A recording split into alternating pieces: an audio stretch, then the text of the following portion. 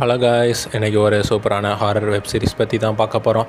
2026 தான் இந்த series வெளியாகிருக்கு. Horror மட்டும் இல்லைங்க, கூடவே காமெடி இருக்குது. விடோஸ் பேன்னு ஒரு தீவு இருக்குது. அந்த தீவு ஒரு சாபம் பெற்ற தீவுன்னு ஊர் மக்கள் எல்லாரும் நம்புகிறாங்க. அந்த மர்மங்களை சரி பண்ணி சுற்றுலா பயணிகளை அதிக அளவு வர வச்சு அந்த தீவோட பொருளாதாரத்தை நல்ல நிலைமைக்கு கொண்டு வர முயற்சி பண்ணுற புதுசாக வந்திருக்க மேயர் டாம் லாஃப்டிஸ். வாங்க அப்படியே கதைக்குள்ளே போகலாம். இந்த கதையோட ஆரம்பத்தில் வயசான ஒருத்தர், அவர் பேர் செஃப் கிளார்க், போட்டில் போயிட்டு இருக்கார். லானின்னு ஒருத்தர் கூட ஃபோனில் பேசிட்டு இருக்கார். இந்த மாதிரி என் பொண்டாட்டி என் கூட சரியாக பேச மாட்டான்னு அவர் சொல்லிட்டு இருக்க ஃபோன் கட் ஆகுது. போட்டுக்குள்ளே இருக்க லைட் எல்லாம் ஆஃப் ஆகுது. செஃப் என்னாச்சுன்னு வெளியே வந்து பார்க்க பறவைகள் பறந்து போயிட்டு இருக்கு. அப்படியே அந்த இடத்துல பனி வர ஆரம்பிக்குது. அந்த சீனை கட் பண்ணுறாங்க. இந்த பையன் பேர் எவன், மேயர் டாமோட ஒரே பையன். ஃப்ரெண்ட்ஸ் எல்லாரும் ஜாலியாக சிரித்து பேசிட்டு இருக்காங்க.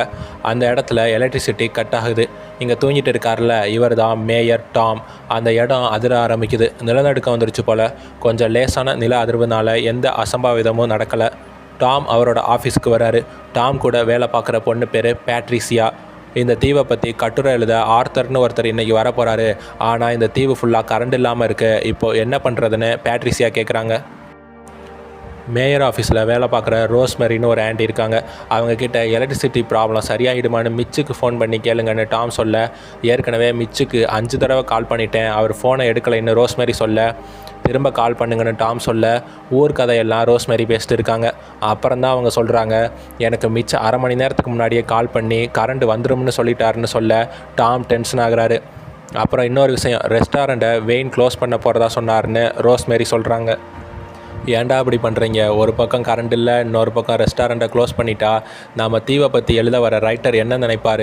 வெயின் ரெஸ்டாரண்ட்டுக்கு ஃபோனை போட்டு ரெஸ்டாரண்ட்டை க்ளோஸ் பண்ணாதீங்க, இன்றைக்கி ஒரு டூரிஸ்ட் ரைட்டர் வர போகிறாருன்னு டாம் சொல்ல, ஏன்டா அங்கே கரண்ட் இல்லாமல் மிக்சி, கிரைண்டர், ஃப்ரிட்ஜு எதுவுமே வேலை செய்யலை, எப்படி ரெஸ்டாரண்ட்டை ஓப்பன் பண்ணி வைக்கிறதுன்னு வெயின் கேட்க, கரண்ட் உடனே மேயர் ஆஃபீஸுக்கு வர, இன்னும் கொஞ்சம் நேரத்தில் எல்லா இடத்துலையும் கரண்ட் வந்துடுன்னு ரெஸ்டாரண்ட்டை ஓப்பன்லேயே வைங்கன்னு டாம் சொல்ல, சரி பார்க்கலான்னு வெயின் சொல்லிவிட்டு ஃபோனை கட் பண்ணுறாரு.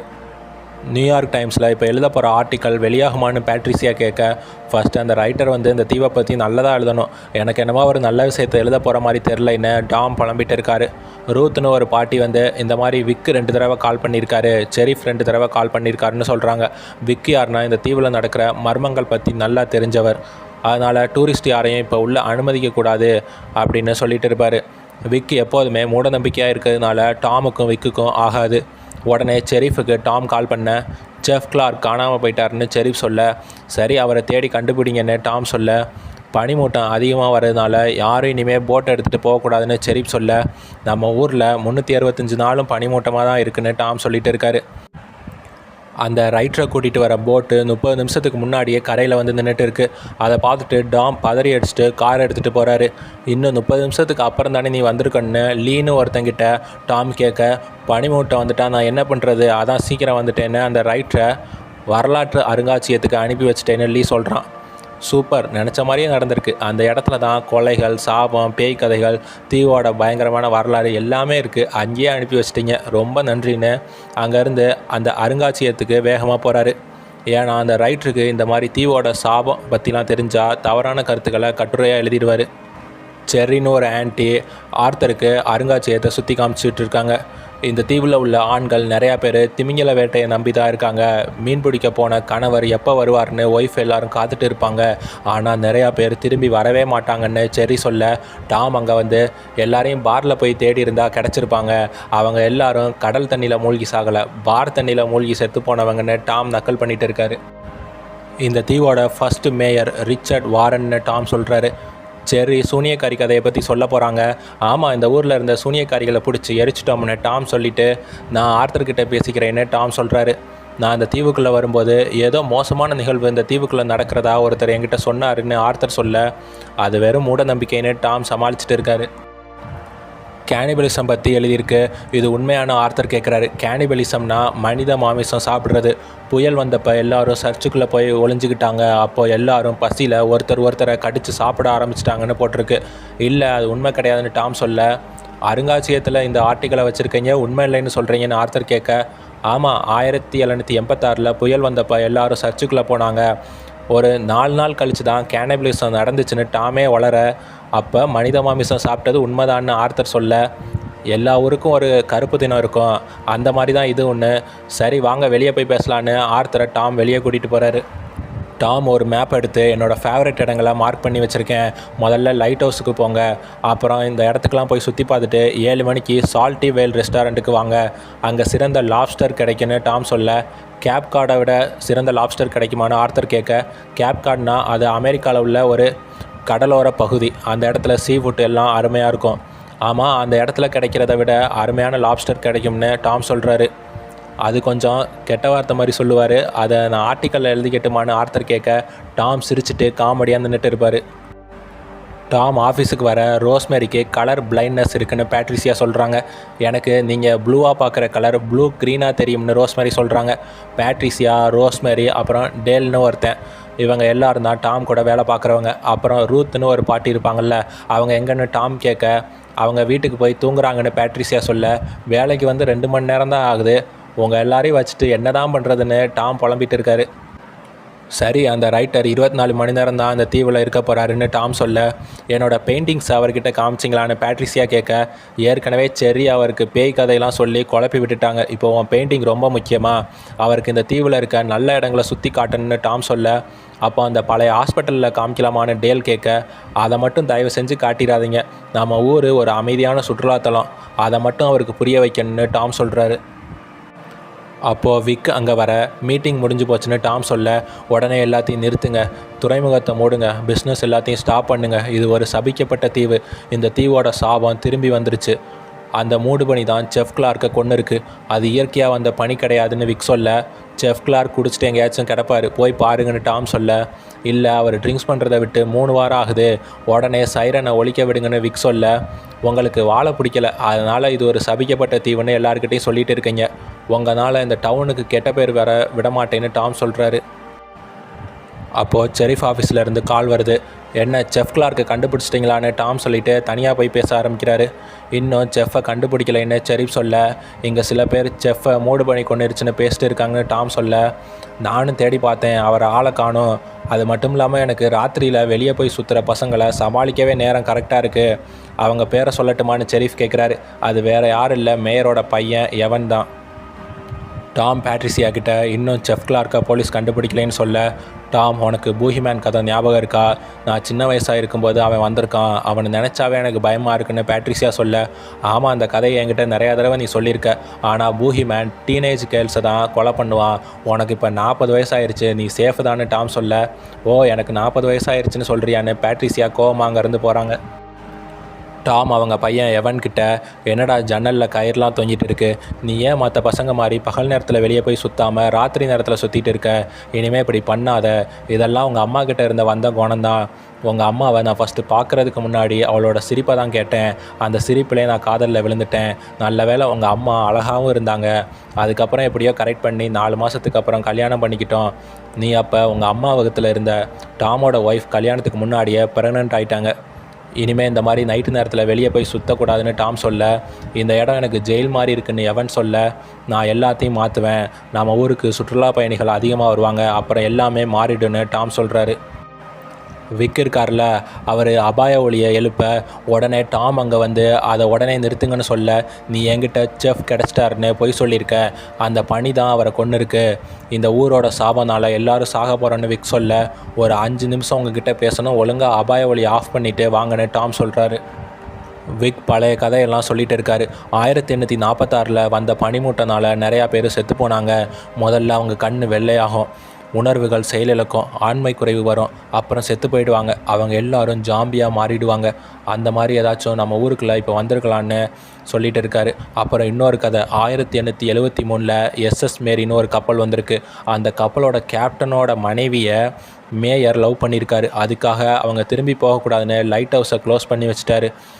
அந்த கப்பல் பாறையில் மோதி விபத்தாயிருக்கு, அந்த கேப்டனோட ஒய்ஃபுக்கு வயசு 16, மேயருக்கு வயசு 53. விக் கதை சொல்லிகிட்டு இருக்க, உங்களுக்கு என்ன பைத்தியம் பிடிச்சிருக்கா, இங்கே பாருங்கள், இந்த ஊருக்கு கஷ்டப்பட்டு நியூயார்க் டைம்லேருந்து ரைடரை கூட்டிகிட்டு வந்திருக்கேன், அதை ஏன் இந்த மாதிரி பழைய கதையெல்லாம் சொல்லி கெடுத்துக்கிட்டு இருக்கீங்க, உங்களுக்கு என் மேலே தனிப்பட்ட வெறுப்பு ஏதாச்சும் இருந்தால் என்கிட்ட சொல்லுங்கன்னு டாம் கேட்குறான். ஆமாம், உன் மேலே தனிப்பட்ட வெறுப்பு இருக்குது. நீ ஸ்கூல் படிக்கும்போது உன் ஃப்ரெண்ட்ஸ் கூட வந்து டோர் பெல் அமைக்கிட்டு ஓடி போயிடுவீங்கன்னு விக் சொல்ல, ஏன்டா அதுக்காகவா என்னை வேலை செய்ய விடாமல் பண்ணிகிட்டு இருக்க, அதுக்கு நான் சாரி கேட்டுக்கிறேன்னு டாம் சொல்ல, நீ இந்த ஊருக்கு தகுதியான மேயர் இல்லை. நான் ஜன்னல் வழியாக பார்ப்பேன், உன் ஃப்ரெண்ட்ஸ் தான் டோர் பெல் அமுக்குவாங்க. நான் கதவை திறந்த அப்புறம் ஏதோ நீ அமுக்கிட்டு ஓடி போன மாதிரி சீன் காட்டுவேன். நீ உண்மையிலே ஒரு கோலை. உன்னால் இந்த ஊரை வழிநடத்த முடியாது. இந்த ஊரோட சாபம் நம்மளை வாழ விடாதுன்னு விக் சொல்கிறான். அப்போது அந்த செஃப் கிளார்க் அங்கே வர அப்படியே மயக்கம் போட்டு விழுகிறாரு. உடனே அவர் ஹாஸ்பிட்டலுக்கு கூட்டிகிட்டு போகிறாங்க. உயிருக்கு எந்த ஆபத்து இல்லைன்னு டாக்டர் சொல்கிறாங்க. செஃப்புக்கு மயக்க ஊசி போட்டு பெட்டில் படுக்க வச்சுருக்காங்க. பேட்ரிசியா வந்து செஃப்புக்கிட்ட பேசுகிறாங்க. என்னோடய பயாலஜிக்கல் ஏஜ் 28 தான் அப்படின்னு சொல்லிட்டு இருக்க. அப்போது டாம் அங்கே வர, இந்த மாதிரி இருக்கவங்க கிட்ட பேசினா அவங்க கண்ணு முழிக்க வாய்ப்பு இருக்குன்னு பேட்ரிசியா சொல்ல, அது கோமா ஸ்டேஜுக்கு போனவங்க கிட்ட தான் அப்படி பேசுவாங்க அப்படின்னு டாம் சொல்ல, ஓ அப்படியா, இவரோட நேரத்தை நான் வீணடிச்சிட்டேன்னு சொல்லிட்டு பேட்ரிசியா கோவமாக அங்கேருந்து போகிறாங்க. செஃப் ஏதோ சொல்ல வர மாதிரி இருக்குது. டாம் கிட்டத்தில் போய் செஃப் என்ன சொல்கிறீங்கன்னு கேட்க, அப்படியே டாமோட சட்டையை பிடிச்சி அவரை கடிக்க வர மாதிரி செஃப் வர, டாம் அப்படியே கீழே விழுந்து பயந்து பின்னாடி போயிட்டு இருக்க. செஃப் கண்ணு வெள்ளை கலராக மாறி இருக்கு. செஃப் மயக்கம் போட டாக்டர் வந்து என்னாச்சுன்னு செக் பண்ணுறாங்க. சில மணி நேரத்துக்கு அப்புறம் டாக்டர் டாமுக்கு கால் பண்ணி செஃப் இறந்து போயிட்டாருன்னு சொல்கிறாங்க. டாம் ஆர்த்தரை மீட் பண்ண ரெஸ்டாரண்ட்டுக்கு வராரு. இந்த தீவு உண்மையிலே நல்லாயிருக்கு, ஏன் மார்த்தாஸ் வினியாடு மாதிரி இந்த தீவுக்கு மக்கள் அதிகமாக வரமாட்டாங்கன்னு எனக்கு புரியலைன்னு ஆர்த்தர் சொல்கிறாரு. மார்த்தாஸ் வினியாடுங்கிறது உண்மையிலே இருக்கக்கூடிய தீவு. ஆனால் விட்டோஸ் பே தீவு இந்த கதைக்காக உருவாக்கப்பட்ட கற்பனையான ஒன்று தான். இந்த ஊரில் பிறந்து வளர்ந்தவங்க இங்கேருந்து வெளியே போக முடியாது, இந்த ஊர் மக்கள் எல்லோரும் நம்புகிறாங்க. நான் ஒருத்தரை இன்றைக்கி பார்த்தேன், அவருக்கு வயசு 60, அவரோட கசின் இந்த தீவில் பிறந்தவர். அவர் இந்த தீவை விட்டு போன அப்புறம் 1 மாதம் கழித்து இறந்து போயிருக்காருன்னு ஆர்த்தர் சொல்ல, இது எல்லாமே மூட நம்பிக்கை தான். நான் நிறையா தடவை இந்த தீவை விட்டு வெளியே போயிட்டு வந்திருக்கேன்னு டாம் சொல்ல, நீங்கள் இந்த தீவில் பிறந்தீங்களான்னு ஆர்த்தர் கேட்க, இல்லைன்னு டாம் சொல்லிவிட்டு, என் பையன் இங்கே தான் பிறந்தான் அப்படின்னு டாம் சொல்ல, அந்த பையன் மெயின்லாண்டுக்கு போயிருக்கானான்னு ஆர்த்தர் கேட்க, ஆமாம் அவன் இந்த தீவை விட்டு வெளியே போயிருக்கான்னு டாம் போய் சொல்கிறாரு. அப்போது வெளியில் பனிமூட்டமாக இருக்குது. உடனே டாம் எவனுக்கு கால் பண்ணி பார்க்குறாரு. ஏன்னா இந்த மாதிரி பனிமூட்டம் வந்தாலே ஏதோ தப்பு நடக்க போகுதுன்னு அர்த்தம். எவன் ஃபோனை எடுக்கலை. கரண்ட்டும் அங்கே கட் ஆகுது. 2 பேர் வெளியே போக போகிறாங்க. டாம் அவங்கள தடுத்து நிறுத்தி, வெளியே பனிமூட்டமாக இருக்குது, இப்போ போகிறது ஆபத்துன்னு சொல்ல, பனியில் எங்களுக்கு எப்படி கார் ஓட்டுறதுன்னு தெரியும், வழியை விடுன்னு அவங்க சொல்ல, டாம் அவங்கள தடுத்து நிறுத்த டாமை பிடிச்சி கீழே தள்ளி விடுறாங்க. அந்த பனிமூட்டத்தில் ஏதோ ஒன்று இருக்குன்னு டாம் கத்த, கரண்ட் வருது. நீங்கள் இந்த இடத்த பயங்கரமாக காட்டி டூரிஸ்ட்டை வர வைக்க பார்க்குறீங்க, இது ஒரு நல்ல டவுன், இந்த மாதிரி பயமுறுத்துகிற விஷயம் தேவையில்லைன்னு ஆர்த்தர் சொல்லிட்டு போகிறாரு. டாமுக்கு இந்த தீவோட கதைகள் மேலே நம்பிக்கை இல்லை. ஆனால் அந்த மூடுபனியை பார்த்ததுக்கப்புறம் தன்னோட பையன் எவனுக்கு ஏதாச்சும் ஆயிருமோன்னு பயப்படுவார். இதை பார்த்து ஆர்த்தர் டாம் என்னமோ இந்த ஊரை பயங்கரமாக காட்ட முயற்சி பண்ணிகிட்டு இருக்காருன்னு தப்பாக நினைக்கிறாரு. எல்லாரும் அங்கேருந்து கிளம்புறாங்க. டாம் மட்டும் ரெஸ்டாரண்ட்டுக்குள்ளே இருக்கார். ரெஸ்டாரண்ட்டோட பேஸ்மெண்ட்டில் சுரங்கப்பாதை மாதிரி காமிக்கிறாங்க. ஒரு சேரையும் காமிக்கிறாங்க. அந்த சேரில் கையை லாக் பண்ணுற மாதிரி பெல்ட்டும் இருக்குது. அந்த சேருக்கு முன்னாடி ஒரு டோர் இருக்க மாதிரி காமிச்சு இந்த எபிசோடை முடிக்கிறாங்க. இந்த எபிசோடோட ஆரம்பத்தில் டவுனை காட்டுறாங்க. எல்லாரும் அமைதியாக தூங்கிட்டு இருக்காங்க. சர்ச்சில் மணி அடிக்குது. அப்படியே அந்த சீனை கட் பண்ணுறாங்க. டாமும் பேட்ரிசியாவும் காரில் போயிட்டு இருக்காங்க. இந்த தீவுக்கு டூரிஸ்ட்டை அதிகரிக்க ஒரு மேகசினை ரெடி பண்ணி டாம் வச்சுருக்காரு. இந்த மேகசின் ரொம்ப நல்லா இருக்குன்னு பேட்ரிசியா சொல்கிறாங்க. இந்த தீவோட வரலாறு எல்லாமே அந்த மேகசினில் இருக்குது. ஆமாம், என்னோடய கவிதை எங்கன்னு பேட்ரிசியா கேட்குறாங்க. அது பிரிண்ட் பண்ணும்போது மறந்துட்டாங்க போலன்னு டாம் சமாளிச்சுட்டு இருக்காரு. அப்புறம் நியூஸ் பேப்பரை எடுத்து படித்து பார்க்குறாங்க. நியூயார்க் டைம்ஸில் இந்த விட்டோஸ் பே தீவை பற்றி போட்டிருக்கு. ஃபஸ்ட் எபிசோடில் ஆர்த்தர்னு ஒரு ரைட்டர் இந்த தீவை வந்து பார்த்துட்டு போனார்ல, அவர் தான் எழுதியிருக்காரு. விட்டோஸ் பே தான் அடுத்த மார்த்தாஸ் வினியாடுன்னு போட்டிருக்கு. இப்படி நல்ல விதமாக அவர் எழுதுனதுனால நம்ம டவுனுக்கு நிறையா டூரிஸ்ட் வருவாங்கன்னு டாம் சொல்கிறாரு. டாமும் பேட்ரிசியாவும் காஃபி ஷாப்புக்கு போயிட்டு காஃபி குடிக்கிறாங்க. இது ரொம்ப அருமையாக இருக்குன்னு டாம் சொல்ல, இதுக்காக நான் நிறையா கஷ்டப்பட்டிருக்கேன், ஆனால் யாருமே இதை ஆர்டர் பண்ணலைன்னு அந்த ஷாப் ஓனர் வருத்தப்பட்டு சொல்லிட்டு இருக்கான். உன்னோட உழைப்புக்கு கண்டிப்பாக பலன் கிடைக்கும், நீ நிறையா லாபம் சம்பாதிக்க போகிற, நம்ம ஊருக்கு நிறையா டூரிஸ்ட் வர போகிறாங்கன்னு டாம் சொல்லிட்டு இருக்காரு. அப்போது ஷெரீஃப் காரில் வேகமாக போயிட்டு இருக்காரு. ஏதோ புதுசாக பிரச்சனையை கிளப்பி விட்டுட்டாங்க போலன்னு டாமும் பேட்ரிசியாவும் என்னாச்சுன்னு போய் பார்க்குறாங்க. விக் இருக்கார்ல, அவர் ஹோட்டலோட டோரை கட்டையை வச்சு அதில் ஆணி அடித்து உள்ளே யாரும் போகக்கூடாதுன்னு சொல்லிட்டு இருக்காரு. அந்த ஹோட்டலோட ஓனர், இந்த ஹோட்டலை வச்சு தான் என் பொழப்பே இருக்குது, எல்லா ரூமும் புக் ஆயிடுச்சு வேறு, இந்த ஆள் இப்படி பண்ணிகிட்டு இருக்காருன்னு டாமுக்கிட்ட சொல்ல, விக் வாங்க நம்ம காஃபி சாப்பிட்டுக்கிட்டே பேசலான்னு டாம் சொல்ல, அதை கேட்காம டோரில் ஆணி அடிச்சுட்டே இருக்க ஹோட்டலோட ஓனர் விக்கை கீழே பிடிச்சி தள்ளிவிட விக்குக்கு தலையில் லேசாக அடிபடுது. இந்த டாம் ஒரு தகுதியான மேயர் இல்லை, இவன் ஒரு கோலை, தைரியம் இருந்தால் இவனை இந்த ஹோட்டல் ரூமில் போய் தங்க சொல்லுங்கன்னு விக் கத்திட்டு இருக்க. நான் கண்டிப்பாக இந்த ஹோட்டல் ரூமில் ஸ்டே பண்ணுவேன்னு டாம் சொல்கிறாரு. ஏன் இந்த ஹோட்டலுக்குள்ளே போக பயப்படுறாங்கன்னா அங்கே சில அமானுஷ்யமான விஷயங்கள் நடக்கும். பணத்துக்காக நிறையா டூரிஸ்ட்டை வர வச்சு அவங்க எல்லாரையும் இவன் கொல்ல பார்க்குறான்னு விக் சொல்ல, நான் நம்ம எல்லாருக்காகவும் தான் இதை பண்ணுறேன், நீ ஒரு முட்டாள்னு விக்கை டாம் நல்லா திட்டி விடுறாரு. போலீஸ் விக்கை காரில் ஏற்றி கூட்டிகிட்டு போகிறாங்க. டாம் அவன் பையனுக்கு சாப்பாடு வாங்கிட்டு போக ரெஸ்டாரண்ட்டுக்கு வந்திருக்காரு. டாம் ப்ரைஸ்னு ஒருத்தர்கிட்ட, நான் அந்த ரைட்டரை கூட்டிகிட்டு வந்து நியூஸ் பேப்பரில் நம்ம டவுனை பற்றி வர வைக்க எவ்வளோ கஷ்டப்பட்டிருக்கேன்னு எனக்கு தான் தெரியும், அந்த விக்குக்கு இதை பற்றிலாம் ஒன்றுமே தெரியாது, இந்த ஊர் மக்களும் அவனுக்கு தான் சப்போர்ட் பண்ணுறாங்க, கொஞ்சம் கூட நன்றியே இல்லைன்னு டாம் சொல்ல, இந்த மக்களுக்கு மாற்றத்தை கண்டு பயம்னு ப்ரைஸ் சொல்கிறாரு. நைட்லாம் டோரை கொஞ்சம் சாத்தி வைங்கன்னு டாம் சொல்ல, எதுக்கு டாம் இப்படி சொல்கிறீங்கன்னு ப்ரைஸ் கேட்க, நேற்று நைட்டு சர்ச்சில் பெல் அடிச்சிருக்கு, அந்த வேலையை பார்த்தது என் பையன்தான், ரோஸ்மேரி பேட்ரிசியா கூட கண்ணு முழிச்சிட்டாங்க அப்படின்னு டாம் சொல்ல, உன் பையன் அந்த பெல்லை அடிக்க வாய்ப்பே இல்லைன்னு பிரைஸ் ஒரு மாதிரி ஷாக்காக கேட்குறாரு. இல்லை, உங்களுக்கு என் பையனை பற்றி தெரியாது, நைட்லாம் அவன் தான் வெளியே போய் சுற்றிட்டு இருக்கான், எவ்வளோ சொன்னாலும் கேட்க மாட்டான்னு டாம் சொல்கிறாரு. ஆனால் உண்மையில் யார் அந்த சர்ச் பெல்லை அடித்ததுன்னு கன்ஃபார்மாக தெரியலை. அங்கே சாப்பிட்டுட்டு இருக்க விக்குக்கு சப்போர்ட் பண்ணுற ஒருத்தன், நீ தான் முட்டாள்னு டாமை சொல்கிறான்.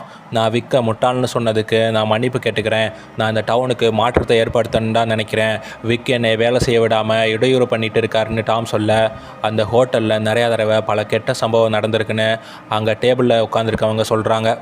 இருக்கலாம், ஆனால் அதுக்குன்னு பேய் வந்து எல்லாரையும் கொன்னுருச்சுன்னு நம்ம சொல்ல முடியாதுன்னு டாம் சொல்கிறாரு. அப்போது நீ போய் இன்றைக்கி நைட்டு அந்த ஹோட்டலில் ஸ்டே பண்ணுன்னு ஒருத்தன் சொல்ல, நீங்கள் ரூம் ரெண்ட் தரீங்களான்னு டாம் கேட்க, நாங்கள் எல்லோரும் காசு கொடுக்குறோன்னு அவங்க சொல்ல, சரி, ஆனால் என் பையன் நைட்டு தனியாக இருப்பான், அவனை விட்டுட்டு வர முடியாதுன்னு டாம் சொல்ல, இதெல்லாம் ஒரு காரணமா, நீ இன்றைக்கி நைட்டு கேப்டன் சூட்டுங்கிற ரூமில் தங்கணும், ஒருத்தன் அந்த ரூமில் தன்னோட குடும்பத்தை கோடாரியை வச்சு கொண்டுட்டான்னு சொல்கிறாங்க.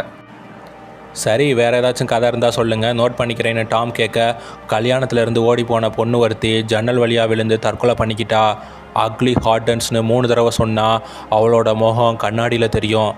அப்புறம் 1962 நியூ இயர் அன்னைக்கு நைட்டு ஜான் ரெனால்டுன்னு ஒருத்தனோட தலை டம்ப் வெயிட்டரில் கிடச்சதுன்னு சொல்கிறாங்க. டம்ப் வெயிட்டர்னால் ஃபுட்டை எடுத்துகிட்டு போகிறதுக்கு லிஃப்ட் ஒன்று இருக்கும், அதான். அதுக்கப்புறம் 1951 ஒருத்தன் கோமாளி வேஷம் போட்டு கொலை பண்ணிகிட்டு இருந்தான். அந்த ஹோட்டலில் தவழ்ந்து போகிற மாதிரி ஒரு இடம் இருக்கும், அதுக்குள்ளேயும் நீ போய் காட்டணுன்னு சொல்கிறாங்க. சரி, இதெல்லாம் நான் செஞ்சுட்டா இனிமேல் இந்த பேய் கதையெல்லாம் நீங்கள் சொல்லக்கூடாது, சுற்றுலா பயணிகளை அமைதியாக அந்த ஹோட்டலில் தங்க விடணுன்னு டாம் சொல்ல, சரின்னு எல்லாரும் ஓகே சொல்கிறாங்க. லானின்னு ஒருத்தர், நீ இதை பண்ணக்கூடாதுன்னு டாமை எச்சரிக்கை பண்ணுறாரு. பிரைஸ் சர்ச்சுக்கு போயிட்டு அந்த பெல் இருக்க இடத்துக்கு போய் பார்த்தா அந்த பெல் சங்கிலியால் கட்டப்பட்டிருக்கு. அப்புறம் எப்படி இந்த பெல்லை அடிச்சிருக்க முடியும்னு பிரைஸ் உறைஞ்சி போகிறாரு. டாம் எவனுக்கிட்ட, இந்த மாதிரி நான் இன்றைக்கி அந்த ஹோட்டலில் போய் தங்க போகிறேன், டூரிஸ்ட் நிறையா பேர் வர போகிறாங்க, அதான் ஹோட்டல் வசதியாக இருக்கான்னு போய் செக் பண்ணி பார்த்துட்டு அங்கேயே ஸ்டே பண்ண போகிறேன், நீ இன்றைக்கி மட்டும் ரூத் பாட்டி வீட்டில் போய் தங்குன்னு டாம் சொல்ல, அவங்க வயசானவங்க, அவங்க கூட என்னால் இருக்க முடியாது அப்படின்னு எவன் சொல்லிவிட்டு அப்புறம் வேறு வழி இல்லாமல் அவன் ஒத்துக்கிறான். நான் நைட்டு ரூத்துக்கு கால் பண்ணி நீ என்ன பண்ணுறேன்னு கேட்பேன், சேட்டை பண்ணாமல் இருன்னு டாம் சொல்கிறாரு. பேட்ரிசியா டாமை அந்த ஹோட்டலில் ட்ராப் பண்ணுறாங்க. எனக்கு இந்த இடம் பயத்தை கொடுக்குது. சரி, குட் லக்னு பேட்ரிசியா சொல்கிறாங்க. பேட்ரிசியா கொடுக்குற ரியாக்ஷன்லாம் பார்த்தீங்கன்னா செம்ம காமெடியாக இருக்கும். டாம் ஹோட்டலுக்குள்ளே வர அந்த ஹோட்டல் மேனேஜர், இந்தாங்க அந்த கேமராவை வச்சு எல்லாத்தையும் ரெக்கார்ட் பண்ணிடுங்க, நீங்கள் உண்மையிலே இங்கே தங்கியிருக்கீங்களா இல்லையான்னு ஊர் மக்கள் தெரிஞ்சுக்க விரும்புகிறாங்கன்னு சொல்கிறாரு. அப்புறம் கேப்டன் சூட் ரூமுக்கு டாமை கூட்டிகிட்டு போய் விடுறாரு. டாம் மட்டும் ரூமுக்குள்ளே போக ஹோட்டல் மேனேஜர் வெளியவே நிற்கிறான். ரூமுக்குள்ளே ஏசி இல்லை, ஃபேன் இருக்குது, வேணா போட்டுக்கோங்க, அப்புறம் 2 சேர் இருக்குது, நல்லா தாராளமாக எல்லாத்தையும் பயன்படுத்திக்கோங்க, குளியல் ரூம் இருக்குன்னு மேனேஜர் சொல்ல, விருந்தாளிக்கு பேக் எடுத்துகிட்டு வந்து கொடுக்க மாட்டிங்களான்னு டாம் கேட்க, அந்த மேனேஜர் சூட் கேஸை காலை வச்சு எட்டி உதச்சி ரூமுக்குள்ளே தள்ளி விடுறாரு. இவனுங்க 2 பேரும் கொடுக்குற ரியாக்ஷனை பார்த்தா செம்ம காமெடியாக இருக்கும். சரி, நான் வீட்டுக்கு போகிறேன்னு மேனேஜர் சொல்ல, நீ இங்கே தங்க மாட்டியா, இந்த ஹோட்டலில் தங்க போகிறவங்களுக்கு உதவி தேவைப்பட்டால் என்ன பண்ணுறதுன்னு டாம் கேட்க, என் நம்பருக்கு கால் பண்ணுங்கள், நான் வீட்டில் இருந்து வருவேன்னு அவன் நக்கலாக பண்ணிட்டு போயிட்டு இருக்கான். நக்கல் மட்டும் இல்லை, பயமும் கூடவே சேர்ந்துருக்கு. குட் நைட் சொல்லிவிட்டு மேனேஜர் வீட்டுக்கு கிளம்புறாரு. அது மட்டும் இல்லாமல் இந்த ஹோட்டலில் டாம் மட்டும்தான் இருக்கான், வேறு யாருமே கிடையாது. பிரைஸ் இருக்கார்ல, அவர் ஒரு பாதிரியார், அவர் ஒரு லெட்டர் மாதிரி இருக்குது, அதை படித்து பார்க்குறாரு. அதில் என்ன போட்டிருக்குன்னா, இந்த தேவாலயத்தோட பாதிரியாருக்கு இந்த பொறுப்பு உங்ககிட்ட வரக்கூடாதுன்னு இறைவனை நான் பிரார்த்திக்கிறேன். தேவாலய மணி ஒரு வேளை ஒழிக்கப்பட்டால் நீங்கள் கட்டாயம் செய்ய வேண்டியது வடக்கு பகுதியில் ஒரு பாதிரியாரோட வீடு இருக்குது. அவர் வீட்டு பக்கத்தில் ஒரு ரகசிய அறை இருக்குன்னு போட்டிருக்கு. அந்த லெட்டரை அவங்க டீட்டெயிலாக காமிக்கலை. அதோட அந்த சீன் கட் ஆகுது. ஷெரீஃபோட ஒய்ஃப் அவர்கிட்ட நம்ம ஏன் ஜூலை மாதம் கடைசி அங்கேருந்து போகக்கூடாதுன்னு கேட்க, நம்ம லேபர் டே வரதுக்கு முன்னாடியே இங்கேருந்து போயிடணும் அப்படின்னு ஷெரீஃப் சொல்லிட்டு இருக்காரு. என்ன அங்கேருந்து வேறு எங்கேயாச்சும் குடி போக போகிறீங்களான்னு விக் கேட்க, அதுக்காக தான் முயற்சி பண்ணிகிட்டு இருக்கேன்னு ஷெரீஃப் சொல்கிறாரு. நீ எடுத்த முடிவு சரிதான்னு விக் சொல்கிறாரு. டாம் ரூமில் இருக்க டிவியை ஆன் பண்ணி பார்க்குறாரு. ஒருத்தர் விண்டோஸ் பேவை பற்றி பேசிட்டு இருக்க. லைட் ஹவுஸில் இருந்து வெளிச்சம் இவர் இருக்க ரூமோட விண்டோவில் அடிக்க விண்டோ ஸ்க்ரீனை க்ளோஸ் பண்ணுறாரு. அப்புறம் செல்ஃபில் ரன்னுன்னு சொல்லிட்டு சீட்டு கார்டு இருக்குது. அதில் ஒவ்வொரு கார்டாக திருப்பி பார்க்க நாட் எட்னு வந்துட்டு இருக்குது. அப்புறம் ஒரு கார்டில் ரன்னுன்னு வர டாம் அந்த கார்டை வச்சுட்டு ட்ரிங்க்ஸ் பண்ணிகிட்டு இருக்காரு. அந்த ரூமில் சிசிடிவி கேமராவும் இருக்கும். அதில் டாமை மேனேஜர் வாட்ச் பண்ணிகிட்டு இருக்காரு. டாம் வீடியோ கேமராவை எடுத்து ரெக்கார்ட் பண்ண ஆரம்பிக்கிறாரு. அக்லி ஹார்டன்ஸ் அப்படின்னு 3 தடவை சொல்லிவிட்டு கண்ணாடியை பார்க்குறாரு. கண்ணாடியில் அந்த செத்து போன பொண்ணோட முகம் எதுவும் தெரியலை. அப்புறம் ஒரு ரூமுக்குள்ளே போயிட்டு லைட்டை ஆஃப் பண்ணிவிட்டு கொஞ்ச நேரம் நின்றுட்டு இருக்காரு. இப்போது இந்த ஊர் மக்கள் சொன்ன மாதிரி எந்த மர்மமும் இல்லை. கடைசியாக அந்த தவழ்ந்து போகிற மாதிரி பிளேஸுக்கு டாம் வராரு. அப்புறம் என்ன நினச்சாருன்னு தெரியலை. ரூமுக்கே மறுபடியும் வந்துடுறாரு. ரூத்துக்கு கால் பண்ணி எவன் என்ன பண்ணிகிட்டு இருக்கான்னு கேட்டுட்டு இருக்காரு. அந்த பையன் ஆகாத வேலை எதையோ பார்த்துட்டு இருப்பான் போல். ரூத் காலை கட் பண்ணுறாங்க. வாஷ் பேசினுக்கு கீழே ஏதோ சத்தம் வருது. என்னன்னு டாம் போய் பார்க்க 8 7 6 5 4 3 2 1 ஹாப்பி நியூ இயர்னு நிறையா பேர் கத்துற சவுண்டு கேட்குது. திடீர்னு ஒரு ஸ்டெப் சவுண்டு கேட்குது. டாம் டோரை ஓப்பன் பண்ணி பார்க்குறாரு. ரூமுக்கு வெளியே யாரும் இல்லை. ஒரே இருட்டாக இருக்குது. ஹலோன்னு கூப்பிட அந்த இருட்டில் ஒருத்தன் நின்றுட்டு இருக்கான். டாமுக்கு தூக்கி வாரி போடுது. அவன் லைட்டை போட யாருடா நீன்னு டாம் கேட்க, அவனும் இந்த ஹோட்டலில் தான் ஸ்டே பண்ணியிருக்கேன்னு சொல்கிறான். என் பேர் வில்லியம்னு சொல்ல, என்னோடய பேர் டாம், இந்த ஹோட்டலில் யாரும் இல்லையேன்னு மேனேஜர் சொன்னார்னு, அதான் கொஞ்சம் ஷாக் ஆகிட்டேன்னு டாம் சொல்ல, வாங்க கீழே ஒரு பார் இருக்குது, ட்ரிங்க்ஸ் பண்ணிவிட்டு பேசிட்டு இருக்கலான்னு வில்லியம் சொல்ல, இல்லை நன்றி குட் நைட்னு டாம் ரூமுக்குள்ளே போகிறாரு. டாம் டிவி பார்த்துட்டு இருக்க. அந்த டிவியில் ஒரு ஸ்பார்க் ஏற்பட்டு ஆஃப் ஆகுது. டாம் பயத்தில் கத்த வில்லியம் என்னாச்சுன்னு கேட்டுட்டு 2 பேரும் கீழே போய் ட்ரிங்க்ஸ் பண்ணுறாங்க. ஆமாம், நீங்கள் என்ன வேலையாக வந்திருக்கீங்கன்னு டாம் கேட்க, நான் ஒரு இன்ஜினியர், இந்த துறைமுகத்தை விரிவுபடுத்த கவர்மெண்ட் தான் எங்களை ஆய்வு பண்ண சொல்லி அனுப்பி வச்சுருக்காங்கன்னு வில்லியம் சொல்ல, அப்போது இன்னும் நிறையா போட்டு வரப்போதான்னு டாம் கேட்க, ஆமாம் உங்களுக்கு அதனால் பெருமை தான், எல்லோரும் உங்களை பாராட்ட போகிறாங்கன்னு வில்லியம் சொல்ல, ஒரு பயலும் என்னை மதிக்க மாட்டுறாங்கன்னு டாம் சொல்ல, என்ன எப்படி சொல்லிட்டீங்க, உங்களை மேயராக தேர்ந்தெடுத்திருக்காங்கன்னு வில்லியம் சொல்ல, நான் மேயர் பதவிக்கு போட்டியிடும்போது யாருமே என்னை எதிர்த்து போட்டியிடலைன்னு டாம் சொல்கிறாரு. எங்கள் அப்பா இந்த ஊர் தான், எங்கள் அம்மா வேறு இடத்த சேர்ந்தவங்க, நான் எங்கள் அம்மா ஊரில் தான் பிறந்து வளர்ந்தேன். நான் இந்த ஊருக்கு வரும்போதெல்லாம் எங்கள் அப்பா பயங்கரமான கதையை என்கிட்ட சொல்லுவார். குடிப்பழக்கம்தான் இந்த ஊர் மக்களோட பிரச்சனை. குடிச்சிட்டு பேய் இருக்குது, பக்கத்து வீட்டில் 2 நாய் இருக்குன்னு கதை சொல்லிகிட்டு இருப்பாங்க. எனக்கு இந்த பேய் கதை மேலே நம்பிக்கை இல்லை. எங்கள் அப்பா முடியாமல் இருந்தப்போ இந்த ஊருக்கு வந்தேன். அப்போது ஒரு பொண்ணை பார்த்து பிடிச்சி போய் இங்கேயே செட்டில் ஆகிட்டேன். அவள் பிள்ளைய கொடுத்துட்டு என்னை தனியாக தவிக்க விட்டுட்டு இந்த உலகத்தை விட்டே போயிட்டான்னு டாம் சொல்கிறாரு. இந்த ஊர் மக்கள்கிட்ட இருக்க மூட நம்பிக்கையை உங்களால் மட்டும்தான் ஒழிக்க முடியும்னு வில்லியம் சொல்லிவிட்டு அங்கேருந்து கிளம்புறாரு. டாம் அந்த தவழ்ந்து போகிற இடத்துக்கு வராரு. அந்த சின்ன ஓட்ட வழியாக உள்ளே போய் பார்க்குறாரு. அதை வீடியோ ரெக்கார்டும் பண்ணுறாரு. அப்போது வெளியே இருந்து ஒரு சத்தம். யார் வில்லியமானு டாம் கேட்க, யாரோ ஒருத்தன் வெளியே நின்றுட்டு இருக்கான். அது வேறு யாரும் இல்லை, வில்லியம் தான். உனக்கு ஏதாச்சும் உதவி வேணுமா, உள்ளே வரட்டுமான்னு வில்லியம் கேட்க, இல்லை வேண்டாம்னு டாம் பயத்தில் சொல்லிகிட்டு இருக்க, அவன் அப்படியே அந்த ஓட்ட வழியாக தவழ்ந்து வேகமாக டாம் கிட்டத்தில் வரான். அவன் கோமாளி மாஸ்க் போட்டிருக்கான். பக்கத்தில் லைட் அடித்து பார்த்தா ஒருத்தனோட பாடி வேறு இருக்குது. அவன் அப்படியே டாம் பக்கத்தில் வந்து கடிக்க வர டாம் பயத்தில் அலற பெட்டில் இருந்து கண்ணு முழிக்கிறாரு. மேனேஜர் ஷெரீஃப் ஹோட்டலுக்கு வந்து கேமராவில் ரெக்கார்ட் ஆனதை போட்டு பார்க்குறாங்க. வில்லியம்னு ஒருத்தன் இருந்தது அந்த கேமராவில் எதுவும் ரெக்கார்ட் ஆகலை. டாம் மட்டும் தனியாக உட்காந்து பேசிட்டு இருக்க மாதிரி இருக்குது. அந்த தவழ்ந்து போகிற இடத்துல ஏதாச்சும் இருந்துச்சான்னு டாம் கேட்க, ஒன்றும் இல்லையேன்னு ஷெரீஃப் சொல்ல, வில்லியம்னு ஒருத்தனை நான் பார்த்தேன்னு டாம் சொல்ல, இந்த ஹோட்டலில் யாருமே இல்லையே, சாவி என்கிட்ட இருக்கும்போது உள்ளே யாரும் வந்திருக்க வாய்ப்பு இல்லையேன்னு மேனேஜர் சொல்கிறாரு. விக் அங்கே வந்து, நீ சொன்ன பேர் வில்லியம் தானே, அவன் தான் கோமாளி வேஷம் போட்டு எல்லாரையும் கொலை பண்ணுறவன். யார் இந்த ஹோட்டலில் வந்து தங்கக்கூடாதுன்னு விக் சொல்ல, அப்படிலாம் ஒன்றும் கிடையாதுன்னு மேனேஜர் சொல்ல, அப்போது நீ போய் அந்த ரூமில் கொஞ்சம் நேரம் இருன்னு விக் சொல்ல, டாம் மேனேஜரை போய் அந்த ரூமில் இருக்க சொல்கிறான். ஒரு 10 செகண்ட் அவன் ரூமுக்குள்ளே இருக்கான். சரி, இன்னும் 30 செகண்ட் உள்ளே இருன்னு விக் சொல்ல, நான் போய் சாப்பிட்டு வரட்டுமான்னு மேனேஜர் கேட்க, ஏன்டா 30 செகண்டுக்குள்ளே நீ பசியில் செத்துற போறியான்னு மேனேஜரை உள்ளே தள்ளி விட்டு கதவை சாத்துறாங்க. மக்களை இந்த தீவுக்கு கூட்டிகிட்டு வர்றது ஆபத்து. நீயும் ஏதோ ஒன்றை பார்த்து பயந்துருக்க. அது எனக்கும் தெரியும். இந்த ஹோட்டலை திறக்கக்கூடாதுன்னு விக் சொல்ல, அது என்னால் முடியாது. கட்டுக்கதைகள்னால இந்த ஊரோட பொருளாதாரம் பாதிக்கப்படுறத என்னால் அனுமதிக்க முடியாதுன்னு டாம் சொல்லிட்டு இருக்கான். அப்புறம் டோரை ஓப்பன் பண்ண அந்த மேனேஜருக்கு எதுவும் ஆகலை, உயிரோடு தான் இருக்கான். எல்லாரும் அங்கேருந்து கிளம்புறாங்க. விக்கும் டாமும் ஒருத்தர் பார்த்துக்கிட்டு காரில் ஏறி கிளம்புறாங்க. எப்படி போச்சுன்னு பேட்ரிசியா கேட்க, ரொம்ப நல்லா போச்சுன்னு டாம் சொல்ல இந்த எபிசோடை முடிக்கிறாங்க. இந்த எபிசோடோட ஆரம்பத்தில் டூரிஸ்ட் நிறையா பேர் இந்த தீவுக்கு வராங்க. அருங்காட்சியகத்தில் உள்ள டிவியில் விட்டோஸ்பே தீவை பற்றி ஒளிபரப்பு பண்ணிகிட்டு இருக்காங்க. ஜெர்ரி இருக்காங்கல்ல, டூரிஸ்ட்டுக்கு ரிச்சர்ட் வாரன் தான் இந்த தீவோட முதல் மேயர். அவர் தன்னோட மனைவி இறந்தப்புறம் சாரான்னு ஒருத்தவங்களை திருமணம் பண்ணிக்கிட்டாரு. இதான் அவங்க சிலைன்னு காமிச்சிட்டு இருக்காங்க. நீங்களாம் எங்கேருந்து வந்திருக்கீங்க அப்படின்னு செர்ரி கேட்குறாங்க. ஏன்னா இதுக்கு முன்னாடி இவ்வளோ பேர் இந்த டவுனுக்கு வந்ததில்லைன்னு செர்ரி சொல்லிட்டு இருக்காங்க.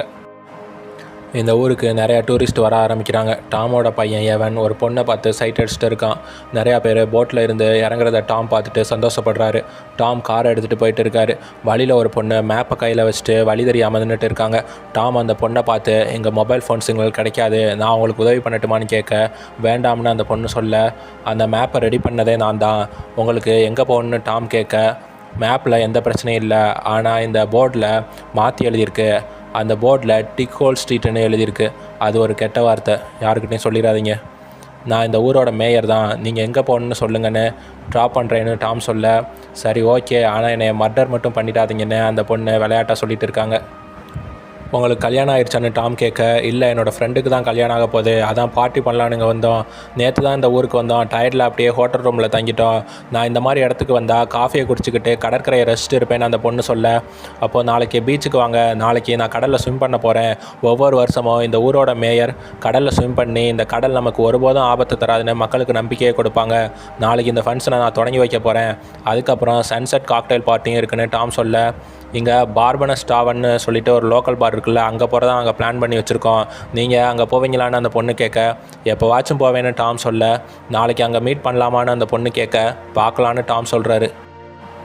இந்த ஊரில் இருக்க சில கடைக்காரங்க டேக்ஸ் கட்டுறதுக்கு எதிர்ப்பு சொல்லிட்டு இருக்காங்கன்னு டேல் சொல்ல, டாம் அதை பற்றி கண்டுக்காமல் சன்செட் காக்டெயில் பார்ட்டி பற்றி நிறையா பேருக்கு சொல்லணும், யாரும் அதை பற்றி தெரிஞ்ச மாதிரி எனக்கு தெரியலைன்னு டாம் சொல்ல, என்னால் முடிஞ்ச அளவுக்கு அந்த பார்ட்டியை பற்றி சொல்லிட்டேன், ரோஸ்மேரி தான் அதுக்கான வேலையை சின்சியராக பார்த்துட்டு இருக்காங்கன்னு பேட்ரிசியா சொல்ல, ரோஸ்மேரி வெளியே உட்காந்து சிகரெட் பிடிச்சிட்டு இருக்காங்கன்னு டாம் சொல்கிறாரு.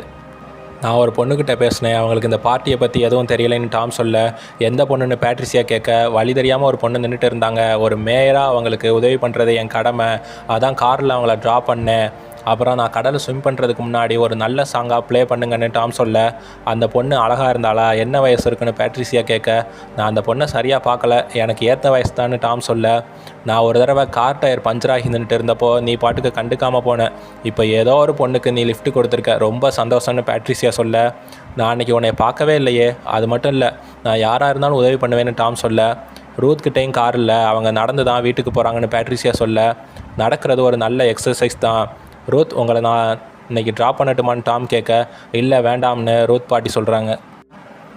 டாம் அந்த பொண்ணை பார்க்க கிளம்பிட்டு இருக்காரு. கண்ணாடியில் முகம் நல்லா இருக்கான்னு பார்த்துட்டு இருக்க, எவன் அங்கே வந்து எங்கே போகிறீங்கன்னு கேட்க, பார்பனஸ் பார்க்கு என் கூட வேலை பார்க்குறவங்க எல்லோரும் சேர்ந்து போகிறோம், டிக்கன் ஸ்ட்ரீட்டை டிக்கோல் ஸ்ட்ரீட்டுன்னு யாரோ மாற்றி எழுதிட்டாங்கன்னு டாம் சொல்ல, எவன் எதுவும் தெரியாத மாதிரி, யார் அப்படி பண்ணியிருப்பா, அது ரொம்ப கேவலமான செயல்னு எவன் சொல்கிறான். எவன் தான் இந்த வேலையை பார்த்துருப்பான்னு டாமுக்கு சந்தேகம், ஏன்னா இந்த மாதிரி சேட்டை பிடிச்ச வேலையை எவன் அடிக்கடி பண்ணிக்கிட்டு இருப்பான். டாம் அந்த பாருக்கு வர அங்கே அந்த பொண்ணு வரல. சரின்னு ட்ரிங்க்ஸ் பண்ணிவிட்டு கார் எடுத்துகிட்டு போயிட்டு இருக்காரு. அப்போது ஒரு வயசான பாட்டி தலைவெறி கோலமாக முன்னாடி நடந்து போயிட்டு இருக்காங்க. மேம் உங்களுக்கு உதவி வேணுமா, வாங்க நான் காரில் ட்ராப் பண்ணுறேன்னு டாம் சொல்ல, அந்த ஓல்டு லேடி அப்படியே கிட்டத்தில் ஓடி வருவாங்க பாருங்கள். டாம் பயத்தில் காரை ரிவர்ஸில் எடுத்து யூட்டன் போட்டு நிப்பாட்டிட்டு மூச்சு விட, எங்கடா அந்த ஓல்டு லேடியை காணன்னு பார்க்க, அந்த ஓல்டு லேடி சைடில் வந்து டாம் கையை நகத்தை வச்சு கிழிக்க, டாம் பயத்தில் காரை வேகமாக ஓட்டிகிட்டு எஸ்கேப் ஆகுறாரு. அந்த ஓல்டு லேடி கடித்த காயத்துக்கு டாக்டரை பார்த்து டாம் கட்டு போட்டுட்டு இருக்காரு. என்ன ஏதாச்சும் அனிமல் கடிச்சிருச்சான்னு டாக்டர் கேட்க, இல்லை ஒரு ஓல்டு லேடி நகத்தை வச்சு கிழிச்சிட்டாங்க, மெண்டல் ஹாஸ்பிட்டலேருந்து தப்பிச்சு வந்திருக்கலான்னு டாக்டர் சொல்கிறாரு. நான் இந்த காயத்தோட கடலில் ஸ்விம் பண்ணலாமான்னு டாம் கேட்க, பண்ணக்கூடாதுன்னு டாக்டர் சொல்ல, உப்பு தண்ணி ரத்த காயத்தை சரி பண்ணுன்னு நான் கேள்விப்பட்டிருக்கேன்னு டாம் சொல்ல, நான் தாங்க டாக்டர், நான் சொல்கிறத கேளுங்கன்னு டாக்டர் சொல்ல, அதெல்லாம் முடியாது, எல்லா ஏற்பாடும் பண்ணியாச்சு, நான் கண்டிப்பாக ஸ்விம் பண்ண போகிறேன்னு டாம் சொல்கிறாரு. என்ன டாம் உன் கையில் காயம்னு டேல் கேட்க, ஒரு ஓல்டு லேடி நகத்தை வச்சு கிழிச்சிட்டாங்கன்னு டாம் சொல்லிட்டு இருக்க, ரூத் வந்து இந்த மாதிரி மரிசான்னு ஒரு பொண்ணு உங்களை பார்க்க வந்தாங்க, நீங்கள் இல்லைன்னு சொல்லிட்டேன்னு ரூத் சொல்ல, அந்த பொண்ணு நம்பர் கொடுத்தாங்களான்னு கேட்க, இல்லை ஆனால் அவங்கள பீச்சில் மீட் பண்ணுறேன்னு சொல்ல சொன்னாங்கன்னு ரூத் சொல்கிறாங்க. டாம் ஒரு பொண்ணுக்கு லிஃப்ட் கொடுத்தாருல, அந்த பொண்ணு பேர் தான் மரிசா. ரோஸ்மேரி டாம்கிட்ட உன் கையில் இருக்க காயம் சி ஹேக்கோட வேலை மாதிரி இருக்குது, அந்த காலத்தில் ஒரு கதை சொல்லுவாங்க. ஐயோ போதும், ஏற்கனவே நிறையா கட்டுக்கதைகளை கேட்டாச்சுன்னு டாம் சொல்ல, இல்லை நீ கேட்டு தான் ஆகணும். அந்த ஓல்டு லேடி தனியாக இருக்க மீனவர்களை சமயம் பார்த்து நகத்தை வச்சு கீறி விடும். அவங்களோட தோலில் ஒரு சின்ன பகுதி அவன் நெகத்துக்குள்ளே போயிடும். அதை வச்சு அவன் மோப்பம் பிடிச்சிக்கிட்டு அவங்க வீக்காக இருக்க நேரம் அட்டாக் பண்ணுவா அப்படின்னு ரோஸ்மேரி சொல்ல, அவங்களுக்கு இருமல் வருது. இது என்னோடய வாட்டர்னு தண்ணியை ஓரமாக வச்சுட்டு, இந்த மாதிரி கதை எனக்கு கேட்க நேரம் இல்லை, நான் கிளம்புறேன்னு டாம் சொல்லிவிட்டு பீச்சுக்கு வராரு. டேல் இருக்கான்ல, இந்த பீச்சில் மின்சார வசதி இல்லை, இப்போ நீங்கள் மைக்கில் பேச முடியாதுன்னு சொல்ல, இதெல்லாம் முன்னாடியே ரெடி பண்ணி வைக்க சொல்லி பேட்ரிசியா கிட்ட சொன்னல, அவள் எங்கே போயிட்டான்னு டாம் கேட்க, சன்செட் காக்டைல் பார்ட்டிக்கு தேவையான ஏற்பாடுகளை செய்ய போயிருக்கா, கேரட்டுக்கிட்ட சொல்லி பவர் கன்வெர்ட்டர் மூலமாக மின்சாரத்தை வர வைக்க ஏற்பாடு பண்ணியிருக்கேன்னு டேல் சொல்கிறான். கொஞ்ச நேரம் கழித்து எல்லாம் ஓகே ஆயிடுச்சு, நீங்கள் பேசலான்னு டேல் மைக்கை கொடுக்க, மைக்கில் இருந்து சுத்தமாக சவுண்டே வரல. இது ஒர்க் ஆகலைன்னு டாம் டேல்கிட்ட சொல்ல, எனக்கு கேட்குதுன்னு காமெடி பண்ணிகிட்டு இருக்கான். உடனே ஹலோ எவரி ஒன் அப்படின்னு டாம் கத்தி பேச ஆரம்பிக்கிறாரு. ஒரு மேயராக அவங்களோட பாதுகாப்பு தான் எனக்கு முக்கியம், அதனால நானே இந்த கடலில் ஃபஸ்ட்டு ஸ்விம் பண்ணி உங்களை உற்சாகப்படுத்த போகிறேன்னு சொல்லிவிட்டு டாம் கடலுக்குள்ளே இறங்க எல்லாரும் கை தட்டுறாங்க. டாம் கொஞ்சம் தூரம் ஸ்விம் பண்ணி போய் கை காட்டிகிட்டு இருக்காரு. பக்கத்தில் பார்த்தா ஒரு தலை மட்டும் தெரியுது, அது டக்குன்னு உள்ளே போகுது. டாம் பயத்தில் வேகமாக கரைக்கி நீச்சல் அடிச்சுட்டு வந்துட்டு இருக்காரு. அப்போ அந்த சி ஹேக், அதான் அந்த ஓல்டு லேடி, டாம் காலை பிடிக்க, டாம் எப்படியோ கரைக்கு வர பயத்தில் காலை உதறிட்டு இருக்காரு. ஷெரீஃப் வந்து நீங்கள் ஓகேவான்னு கேட்டுட்டு கூட்டிகிட்டு போக, டாம் மறுபடியும் கையசைக்க இவங்களும் கை தட்டிகிட்டு இருக்காங்க. அந்த ஓல்டு லேடி டாம் காலில் நகத்தை வச்சு கிழிச்சிருக்காங்க. டாம் விக்கோட வீட்டுக்கு வராரு. என் வீட்டுக்கெலாம் நீ வரவே மாட்டியே, என்ன இந்த பக்கம்னு விக் கேட்க, உங்களுக்கு சி ஹேக்கை பற்றி தெரியுமான்னு டாம் கேட்க, கடலில் வேலை பார்க்குற எல்லாருக்கும் அவளோட கதை தெரியும் அப்படின்னு ஒரு பாட்டு பாடி அவளை பற்றி சொல்கிறான். அதாவது சி ஹேக் வந்து நீ தனியாக இருக்கும்போது உன்னை அட்டாக் பண்ணோம், அப்புறம் அந்த ரத்த காயத்தை மோப்பம் பிடிச்சி உன்னை மறுபடியும் அட்டாக் பண்ணிகிட்டே இருக்கோம். ஒரு நாள் உன் வீட்டுக்கு வந்து உன் மேலே ஏறி உட்காந்து உன்னை அவள் கொன்னுடுவான்னு விக் சொல்ல, உன்னோட கட்டுக்கதையை என் மண்டைக்கில் ஏற்ற பார்க்குறியான்னு டாம் போக, டாம் ஒரு நிமிஷம் நில்லு, உன்னோட காயம் ஆறுற வரைக்கும் ஒரு பெட்டிக்குள்ளே போய் லாக் பண்ணிக்கிட்டு 72 மணி நேரம் இரு, அதான் தப்பிக்க ஒரே வழி. உன்னோட காயம் ஆறிடுச்சுன்னா சி ஹேக்னால் உன்னை ட்ராக் பண்ண முடியாது, நீ தப்பிக்கலாம், இல்லாட்டி அவள் உன்னை வேட்டையாடுவான்னு விக் சொல்கிறான். டாம் வீட்டுக்கு வர எவன் அவன் ஃப்ரெண்ட்ஸு கூட ஜாலியாக சிரித்து பேசிட்டு இருக்கான்.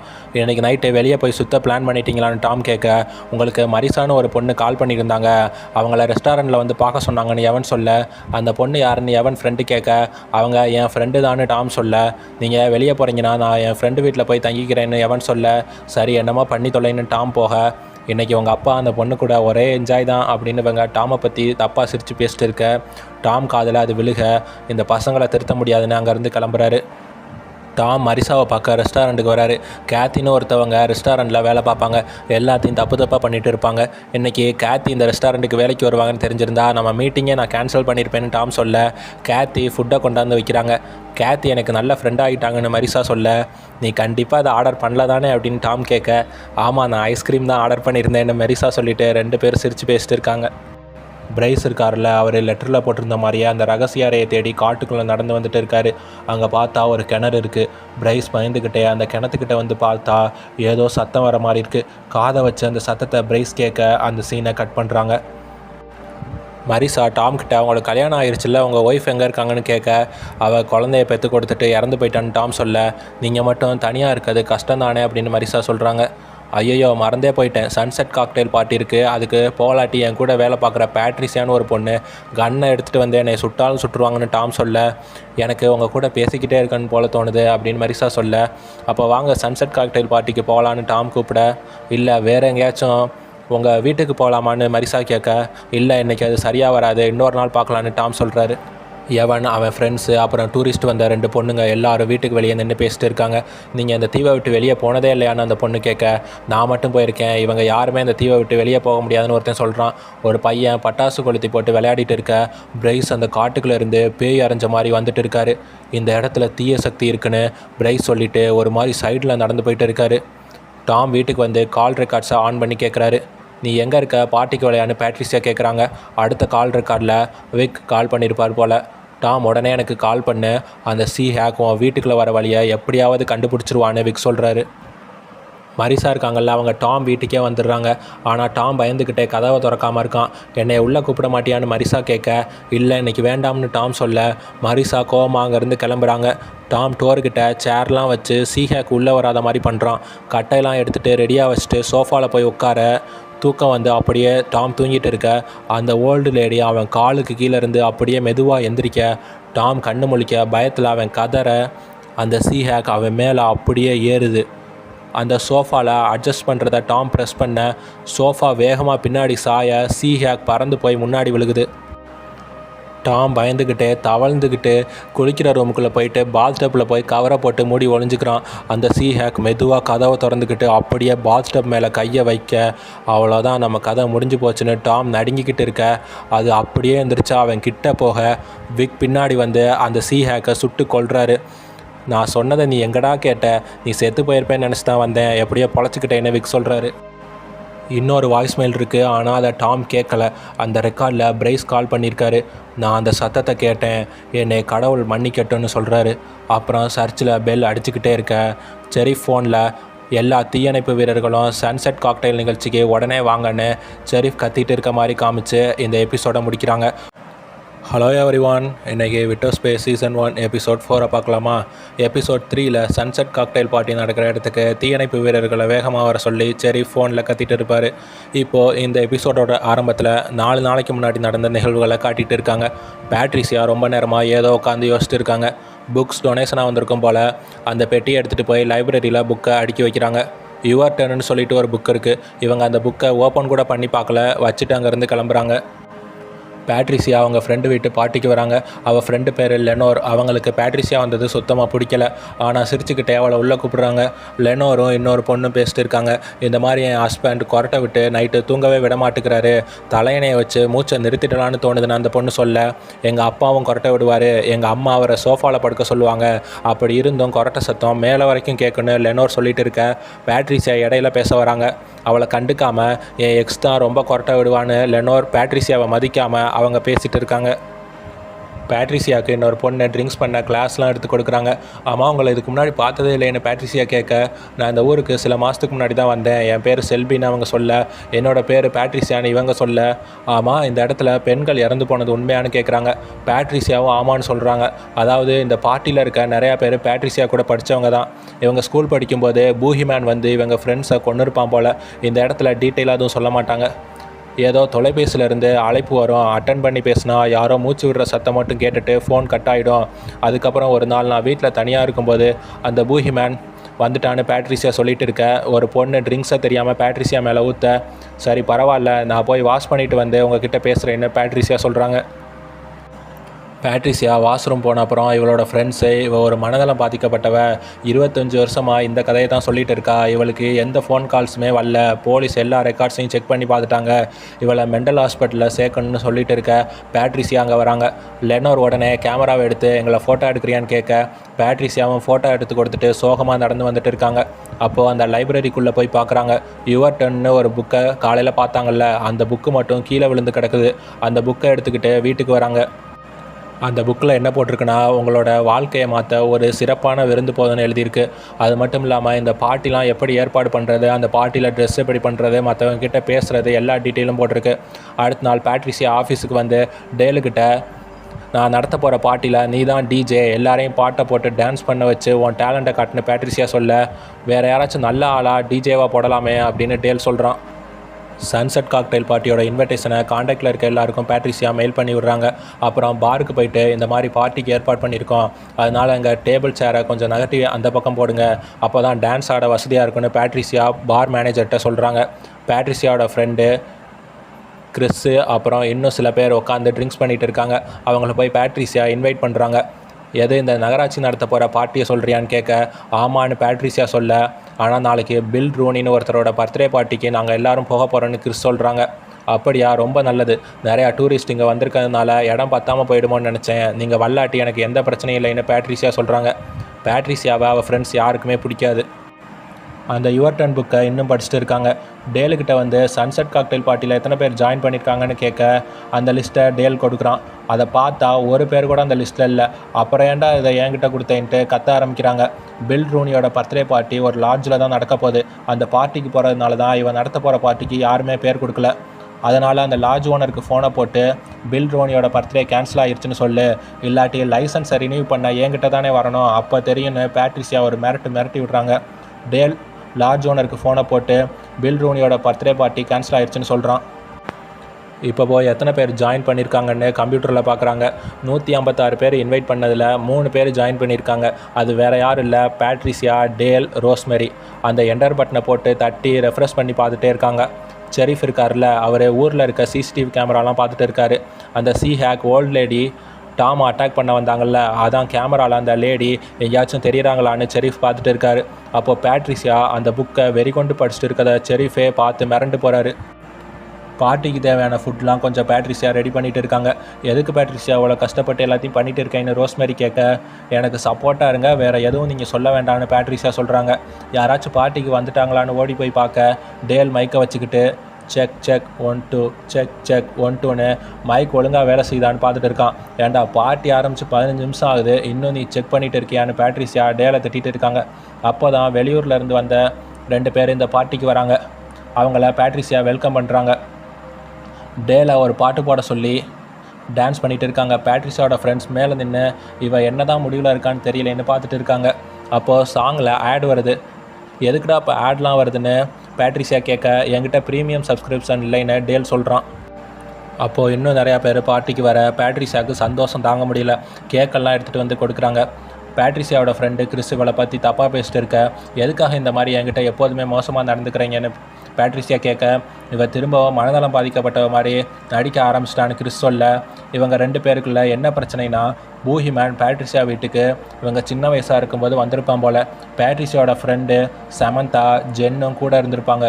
அதில் சமந்தாவை அவன் ஃபஸ்ட்டு கத்தியால் குத்திடுறான்.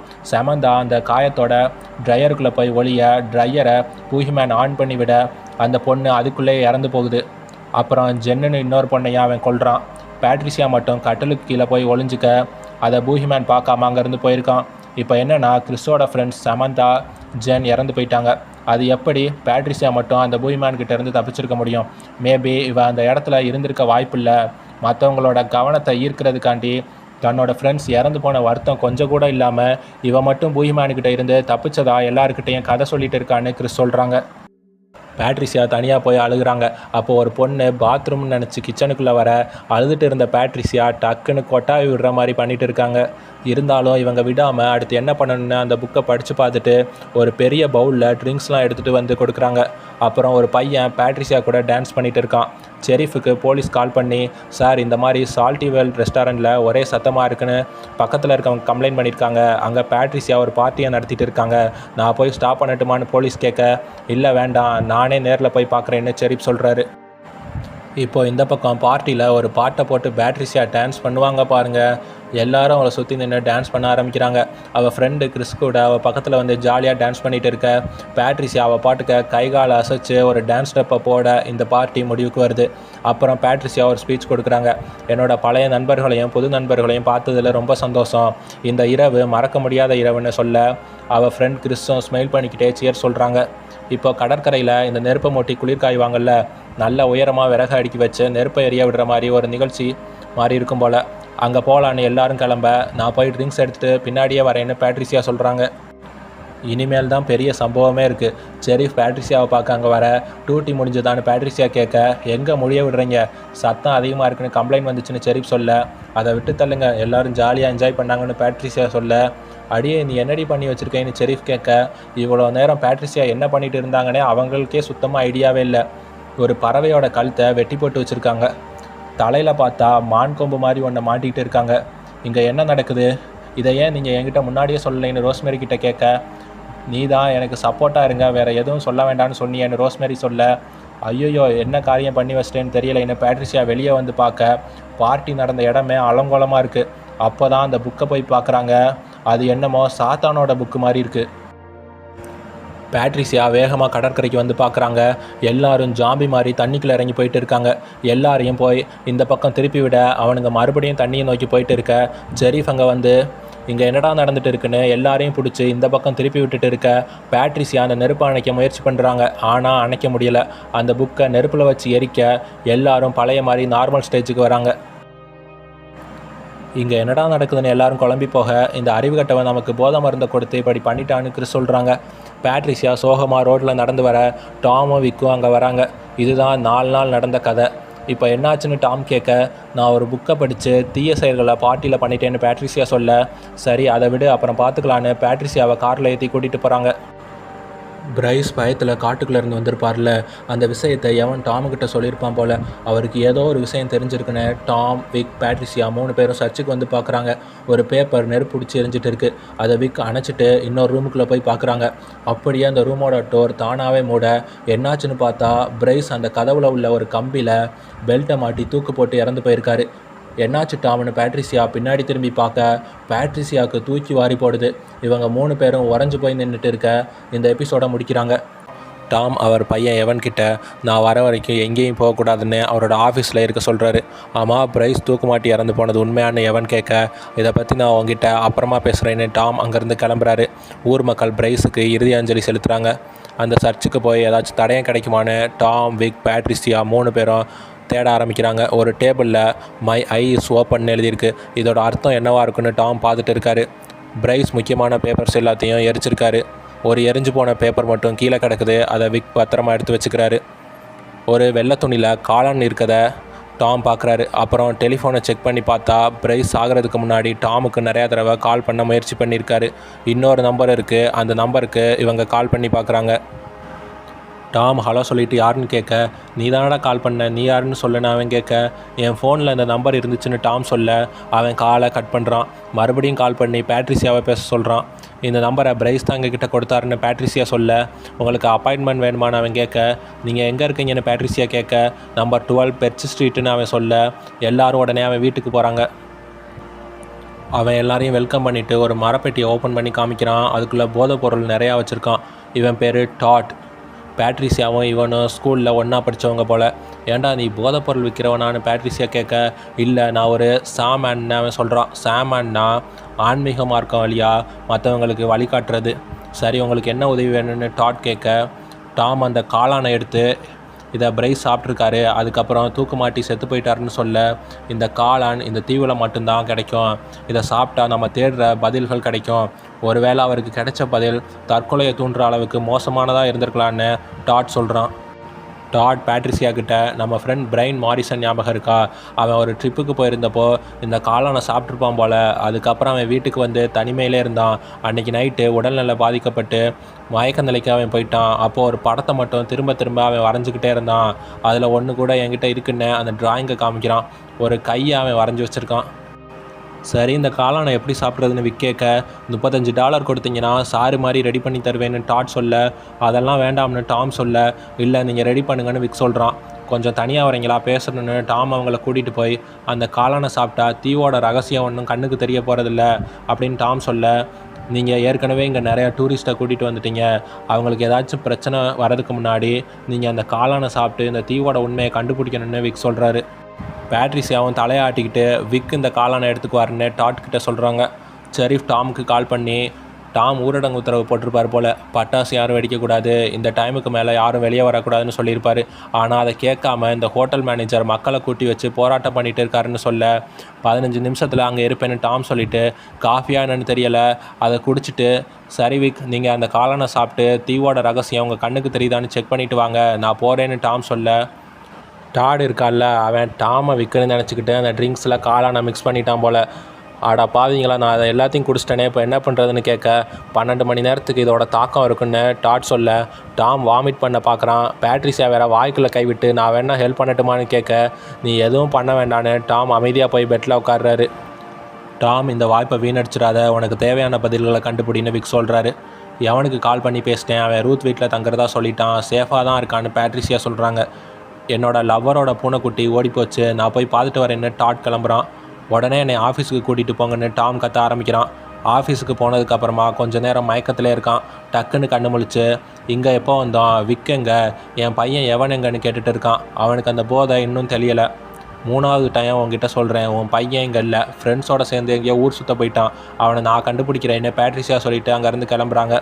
டாம்னால் நகரக்கூட முடியலை. சேர்லேயே பேசாமல் உட்காந்துக்கிறான். எவன் அவன் ஃப்ரெண்ட்ஸோட ஒரு வீட்டுக்கு முன்னாடி காரை நிப்பாட்டி பேசிட்டு இருக்காங்க. எவனோட ஃப்ரெண்டு ஒருத்தன் அங்கே தெரிகிற வீட்டில் இருந்து ரொம்ப வருஷத்துக்கு முன்னாடி பொண்ணுங்களுக்கு கால் வரும், அந்த வீட்டுக்குள்ளே பூஹி மேன் இருந்தான், சின்ன வயசு பொண்ணுங்க நிறையா பேரை அவன் கொலை பண்ணியிருக்கான். இந்த விஷயத்தை தெரிஞ்சுக்கிட்ட ஊர் மக்கள் அவனை ஷூட் பண்ணி பார்த்தாங்க, அவன் சாகவே இல்லை. அதனால் எல்லாரும் சேர்ந்து இந்த வீட்டோட பேஸ்மெண்ட்டில் அவனை புதைச்சிட்டாங்கன்னு அவன் சொல்லிட்டு இருக்கான். ஷெரீஃப் டாமை பார்க்க வராரு.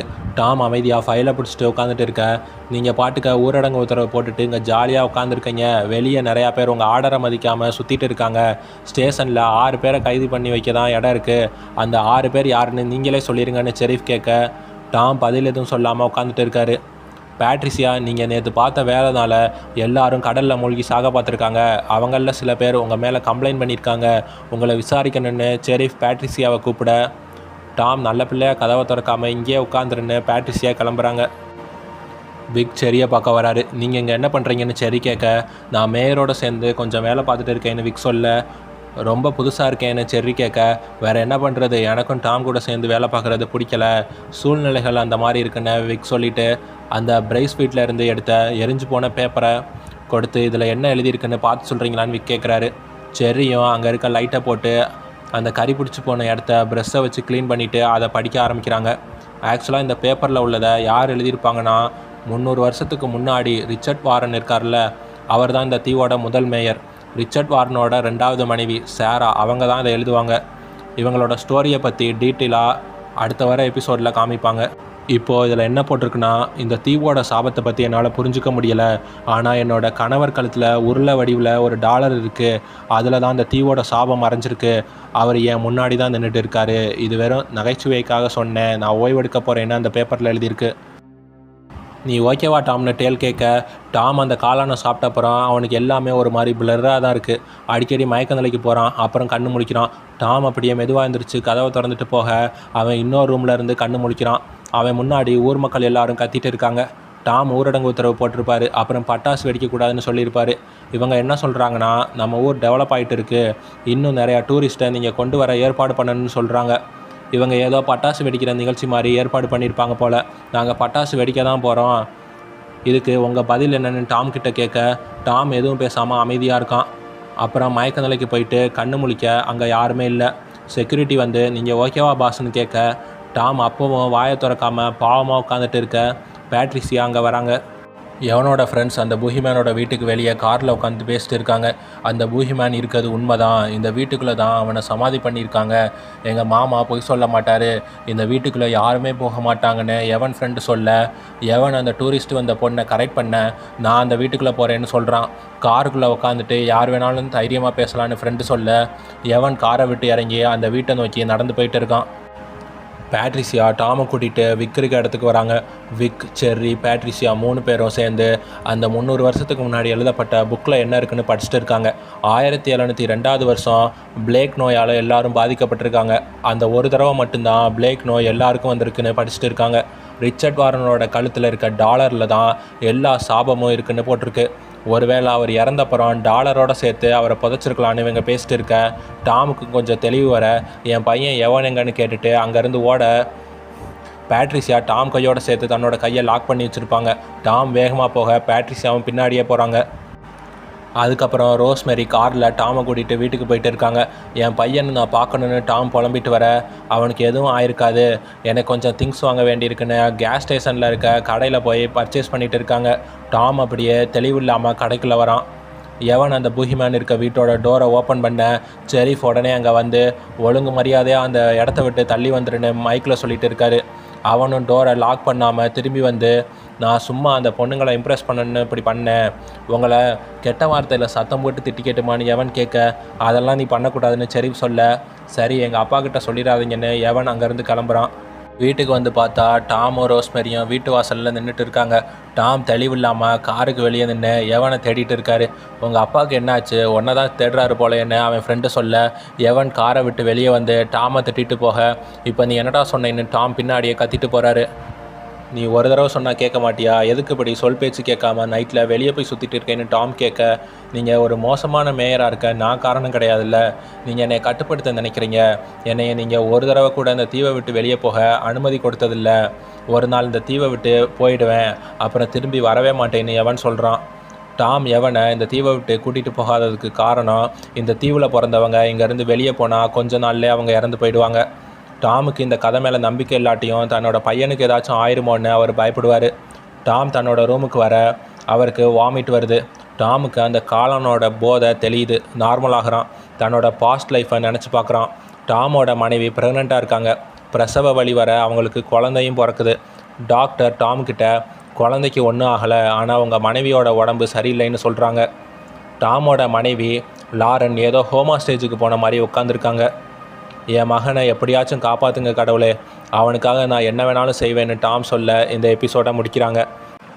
ஹலோ ஃப்ரெண்ட்ஸ், இன்றைக்கி விட்டோ ஸ்பேஸ் சீசன் 1 எபிசோட் 6 தான் பார்க்க போகிறோம். இந்த எபிசோடில் 300 வருஷத்துக்கு முன்னாடி நடந்த கதையை காமிக்கிறாங்க. யார் இந்த தீவை கண்டுபிடிச்சா, ரிச்சர்ட் வாரன் உண்மையில் யார், இந்த தீவோட சாபம் எப்படி ஆரம்பிச்சிச்சு, எல்லா டீட்டெயில்ஸும் இந்த எபிசோடில் பார்க்கலாம். இந்த எபிசோடோட ஆரம்பத்தில் சேரான்னு ஒரு பொண்ணை காமிக்கிறாங்க.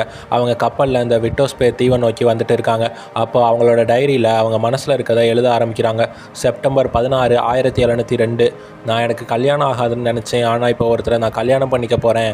இந்த தீவை கண்டுபிடிச்சி ஒரு கிராமத்தையே அங்கே உருவாக்குனவர், அவரோட குழந்தைகளுக்கு என்னை பிடிக்கணும்னு எழுதிட்டு இருக்காங்க. அதாவது ரிச்சர்ட் வாரனுக்கு இது 2வது கல்யாணம் போல். அவர் நல்லவராகவும் அழகானவராகவும் இருக்கணும்னு சேரா அந்த டைரியில் எழுதுகிறாங்க.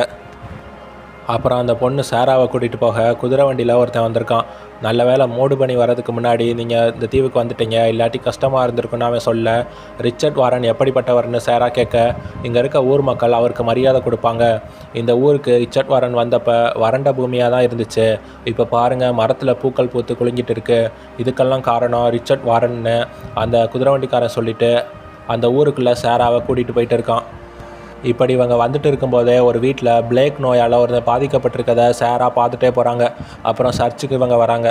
சேரா கிட்ட ஒரு ஆன்ட்டி, உன் கூட யாருமே வரலையான்னு கேட்க, இல்லை எனக்கு கல்யாணம் நடக்காதுன்னு நான் நினச்சேன், இனிமேல் என்னோடய பேரண்ட்ஸோட காசில் நான் வாழ வேண்டிய அவசியம் இல்லைன்னு சேரா சொல்கிறாங்க. ரிச்சர்ட் வாரனோட முதல் மனைவி இறந்தப்புறம் அவருக்கு பொண்ணு தேடுறாங்க. ஆனால் இந்த தீவில் மக்கள் கம்மியாக தான் இருக்காங்க. அவருக்கு ஏற்ற பொண்ணு இல்லைன்னு மெயின்லேண்ட், அதாவது இந்த தீவுக்கு வெளியிலேருந்து பொண்ணு பார்த்துருக்காங்க போல். அந்த பொண்ணு தான் சேரா.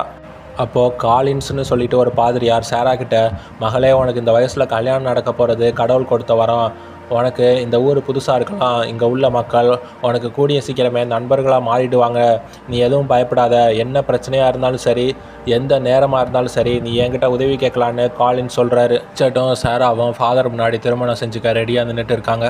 காதல் மரணத்தை போல் வலிமையானது. எவ்வளவு தண்ணீர் இருந்தாலும் காதலை அணைக்க முடியாது, வெள்ளம் வந்தாலும் காதலை மூழ்கடிக்க முடியாதுன்னு ஃபாதர் சொல்லிவிட்டு 2 பேருக்கும் திருமணம் செஞ்சுக்க சம்மதமானு கேட்க அவங்களும் சம்மதம் சொல்கிறாங்க. ரிச்சர்ட் இந்த ஊரோட தலைமை அதிகாரியாக இருக்கிறதுனால அவருக்கு மனைவியாக போகிற நீங்களும் பொறுப்போடு நடந்துக்கிட்டு அவருக்கு சேவை பண்ணணுன்னு ஃபாதர் சொல்லிவிட்டு 2 பேருக்கும் கல்யாணம் பண்ணி வைக்கிறாரு. வீட்டுக்கு வந்து அவன் முதல் மனைவிக்கு பிறந்த குழந்தைகளை அறிமுகப்படுத்தி வைக்கிறான். 4 பசங்க, ஒரு பொண்ணு. அந்த பொண்ணுக்கு ஒரு விரல் இல்லை, வண்டி சக்கரத்தில் தெரியாமல் கைவிட்டிருக்கும் போல், அதனால் ஒரு விரல் கட்டாயிருக்கு. இவங்க தான் அவங்க புது அம்மான்னு ரிச்சர்ட் சொல்கிறான். அந்த பொண்ணுக்கிட்ட ஒரு பொம்மை இருக்குது, இது பேர் என்னென்னு சேரா கேட்க, மேரின்னு அந்த பொண்ணு சொல்ல, அந்த பொம்மைக்கு ஒரு பேட்ச் மாதிரி சேரா போட்டு விடுறாங்க. எனக்கு கொஞ்சம் வேலை இருக்குது, குழந்தைகளை பார்த்துக்கோன்னு ரிச்சர்ட் கிளம்ப போகிறான். ஆனால் இன்றைக்கி நம்ம ஃபஸ்ட் நைட்னு சேரா சொல்ல, ஒரு தலைவனாக எனக்கு எப்போ வேலை இருக்கும்னே சொல்ல முடியாது, இரவு பகலாக சுமையை தோளில் சுமந்துக்கிட்டு இருக்கணும்னு ரிச்சர்ட் சொல்லிவிட்டு அங்கேருந்து கிளம்புறான். சேரா அவங்க டைரியில் எழுதுகிறாங்க, எங்கள் அம்மா என்கிட்ட முதல் இரவின் போது இந்த மாதிரி எல்லாம் நடக்கும்னு சொன்னாங்க, அப்படி எதுவுமே எனக்கு நடக்கலை. என்னோடய கணவர் வீட்டில் தங்காமல் வெளியே போயிட்டார், அதுவும் ஒரு அன்பான வார்த்தை கூட சொல்லாமல். ஆனால் எனக்கு நம்பிக்கை இருக்குது, என்கிட்ட அவர் அன்பாக நடந்துப்பார், நானும் அவரோட மனைவியாக என் கடமைகளை நல்லபடியாக செய்வேன்னு சேரா எழுதிட்டு இருக்காங்க. அப்போது கீழே ஏதோ சத்தம் கேட்குது. சாரா அவன் லைட்டை எடுத்துக்கிட்டு கீழே வந்து ரிச்சர்டுன்னு கூப்பிட்டுக்கிட்டே வராங்க. அவன் சேரில் உட்காந்துருக்கான், செத்து போனவன் மாதிரி இருக்கான். சாரா அவனை பார்த்துட்டு பயந்து போகிறாங்க. கையில் வேற கத்தியை வச்சு அவன் கிழிச்சிருப்பான் போல், ரத்தம் வடிஞ்சிட்டு இருக்க. இதெல்லாம் பார்த்துட்டு சாரா பயத்தில் கத்த, அவன் டக்குன்னு கண்ணு முழிச்சு என்னை தனியாக விடுன்னு சொல்ல அவங்க பயந்துட்டு மேலே போகிறாங்க. இவன் கண்ணை அண்டர்டேக்கர் மாதிரி பண்ணிகிட்டு இருக்கான். சாரா இந்த ஊருக்கு வரும்போது ஒருத்தன் பிளேக் நோயால் பாதிக்கப்பட்டிருந்தால அவன் இறந்து போயிட்டான். அந்த ஊரோட மருத்துவரோட ஒய்ஃபு சாரா கிட்ட வந்து உனக்கு மற்றவங்க என்ன பண்ணிகிட்டு இருக்காங்க அப்படிங்கிறத பார்க்குறது தான் வேலையான்னு கேட்க, இல்லை சாரி அவருக்கு என்னாச்சுன்னு கேட்க, இங்கே பிளேக்குன்னு சொல்லிட்டு ஒரு நோய் பரவிட்டு இருக்கு. அந்த நோயால் பாதிக்கப்பட்டவங்க வெறி பிடிச்ச மாதிரி நடந்துக்க ஆரம்பிப்பாங்க. அவங்கள காப்பாற்றவே முடியாது. என்னோட கணவர் முடிஞ்ச அளவுக்கு ட்ரீட்மெண்ட் பார்த்துட்டு இருக்காருன்னு அந்த ஆன்ட்டி சொல்கிறாங்க. ரிச்சர்டு ஒருத்தர் கூட பேசிட்டு இருக்க சாரா பக்கத்தில் நின்று பாத்திரங்களை தொடச்சி வச்சுட்டு இருக்காங்க. இந்த வாரத்தில் மட்டும் 3 பேர் நோயால் பாதிக்கப்பட்டிருக்காங்க. மொத்தமாக சேர்த்து 20 பேர் பிளேக்கால் பாதிக்கப்பட்டிருக்காங்கன்னு அவர் சொல்ல, எல்லாமே சரியாகிடுன்னு ரிச்சர்ட் சொல்கிறாரு. எவன்ஸ்னு ஒருத்தருக்கு தான் இந்த நோய் முதல்ல வந்துச்சு. அவருக்கு தலைவலி வந்திருக்கு. எவனோட மனைவி அவருக்கு ட்ரிங்க்ஸ் கொடுத்து தூங்க வச்சுருக்காங்க. அவர் காலையில் எந்திரிச்ச அப்புறமும் தலைவலி நிற்கலை. ஒரு 5 நாளைக்கு அப்புறமா கண் மஞ்சள் கலராக மாறி இருக்கதை பார்த்துட்டு மருத்துவரை பார்த்து எனக்கு உடல்நிலை சரியில்லைன்னு அவர் சொல்லியிருக்காரு. சுடுதண்ணியில் குளிக்க சொல்லி மருத்துவர் சொல்லிவிட்டு நாளைக்கு ஒரு மருந்தை தயார் பண்ணி தரேன்னு மருத்துவர் சொன்னார். அடுத்த நாள் காலையில் போய் பார்க்கும்போது அவரோட உடம்பு தரையில் கிடந்துச்சு. விரல்கள் அவரோட மனைவியோட மண்டை ஓட்டுக்குள்ளே இருந்துச்சு. இப்படின்னு நடந்த நிகழ்வுகளை ரிச்சர்ட் கிட்ட சொல்லிட்டு இருக்காங்க. இந்த நோய் வந்தவங்க வெறி பிடிச்ச மாதிரி மற்றவங்களை அட்டாக் பண்ணுவாங்க. ஆனால் இது கதையில் அப்படி சொல்கிறாங்க. ரியாலிட்டியில் அப்படி எதுவும் கிடையாது. பிளேக் பொதுவாக எலிகள் மூலமாக இருந்து பரவ வாய்ப்பு இருக்குது. ரொம்பவே கொடிய நோயாக தான் இந்த பிளேக் இருக்குது. ரிச்சர்ட் சாராவை போய் தூங்க சொல்ல, இன்னும் க்ளீன் பண்ணலைன்னு சாரா சொல்ல, அவன் ஒரு மாதிரி பார்க்க சாரா மேலே போகிறாங்க. அந்த பெரியவர் ரிச்சர்ட் கிட்ட, நீங்கள் இந்த தீவை கட்டுப்படுத்துகிறதா மக்கள் பேசிக்கிறாங்க. அது மட்டும் இல்லாமல் உங்கள் கழுத்தில் போட்டிருக்க நெக்லஸ் என்னது, அதுக்குள்ளே என்ன மறைச்சி வச்சுருக்கீங்கன்னு அவர் கேட்க, ரிச்சர்ட் உடனே அந்த பெரியவரை அடித்து கீழே தள்ளுறான். இதை மாடிப்படியிலேருந்து சாரா மறைஞ்சதுன்னு பார்த்துட்டு இருக்காங்க. ஒரு கட்டையை எடுத்து அவனை அடின்னு அடித்து ரிச்சர்ட் சாகடிக்கிறான். இதை பார்த்துட்டு பயந்து போய் ரூமுக்குள்ளே போய் கதவை சாத்திக்கிட்டு பெட்டில் போய் போர்வையை பொத்திக்கிட்டு பயத்தில் நடுங்கிட்டு இருக்காங்க. அடுத்த நாள் காலையில் சாரா கீழே வந்து பார்க்குறாங்க. சேர்லாம் கீழே விழுந்து கிடக்குது. கிளாஸ்லாம் உடஞ்சி போயிருக்கு. அந்த டேபிள் கிட்ட ஒரு டோர் இருக்குது. அதை ஓப்பன் பண்ணி பார்த்தா அந்த வீட்டோட பேஸ்மெண்ட்டுக்கு போகிற மாதிரி ஏணிப்படி இருக்குது. நேற்று நைட்டு கட்டையை வச்சு ரிச்சர்ட் ஒருத்தனை போட்டு தள்ளினார்ல, அந்த ரத்தம் படிஞ்ச கட்டை அந்த பேஸ்மெண்ட்டில் கிடக்கிறத பார்த்துட்டு சாரா பயந்து போகிறாங்க. உடனே அழுதுகிட்டே காலின்ஸை பார்க்க போகிறாங்க. நான் தப்பான முடிவு எடுத்துட்டேன், இங்கே வந்திருக்கவே கூடாதுன்னு அழுதுட்டு இருக்கேன். உனக்கு என்னாச்சு மகளேன்னு காலின்ஸ் கேட்க, ரிச்சர்ட் நேற்று நைட்டு ஒருத்தரை கொலை பண்ணிட்டாருன்னு சொல்ல, அந்த பாடி எங்கன்னு காலின்ஸ் கேட்க, அது எனக்கு தெரியலை, ஆனால் அவரை கொலை செய்ய யூஸ் பண்ண கட்டை ரத்தக்கரையோட ஒரு ரகசிய அறையில் இருக்கதை பார்த்தேன்னு சாரா சொல்கிறாங்க. உங்ககிட்ட நான் ஒரு உண்மையை சொல்லணும் சாரா, இந்த தீவில் ஏதோ தீய சக்தி இருக்குது. அது உன்னோட ஹஸ்பண்டை தேர்ந்தெடுத்திருக்கும் போல். ரிச்சர்ட் தீய சக்தி கூட ஒப்பந்தம் போட்டிருக்கதா இந்த ஊர் மக்கள் நம்புகிறாங்க. இங்கே இருக்க மக்கள் எல்லாரும் காணாமல் போனாங்க. அவங்க பாடி கூட எங்களுக்கு கிடைக்கிறதில்ல. ரிச்சர்ட்டோட முதல் மனைவியும் இப்படி தான் காணாமல் போனாங்க அப்படின்னு காலின் சொல்ல, நான் இனிமேல் இந்த தீவில் இருக்க மாட்டேன், என்னை இங்கேருந்து வெளியே எப்படியாவது அனுப்பி வச்சுருங்கன்னு சாரா அழுக, இங்கே பாரு சாரா, உன்னை கடவுள் ஏதோ ஒரு காரணத்துக்காக தான் இங்கே அனுப்பி வச்சுருக்காரு. நீ செய்ய வேண்டிய வேலை ஒன்று இருக்குது. இன்றைக்கி நைட்டு தூங்க போகிறதுக்கு முன்னாடி கதவை திறந்து வச்சுட்டு போ, மற்றதை நான் பார்த்துக்கிறேன்னு காலின் சொல்கிறாரு.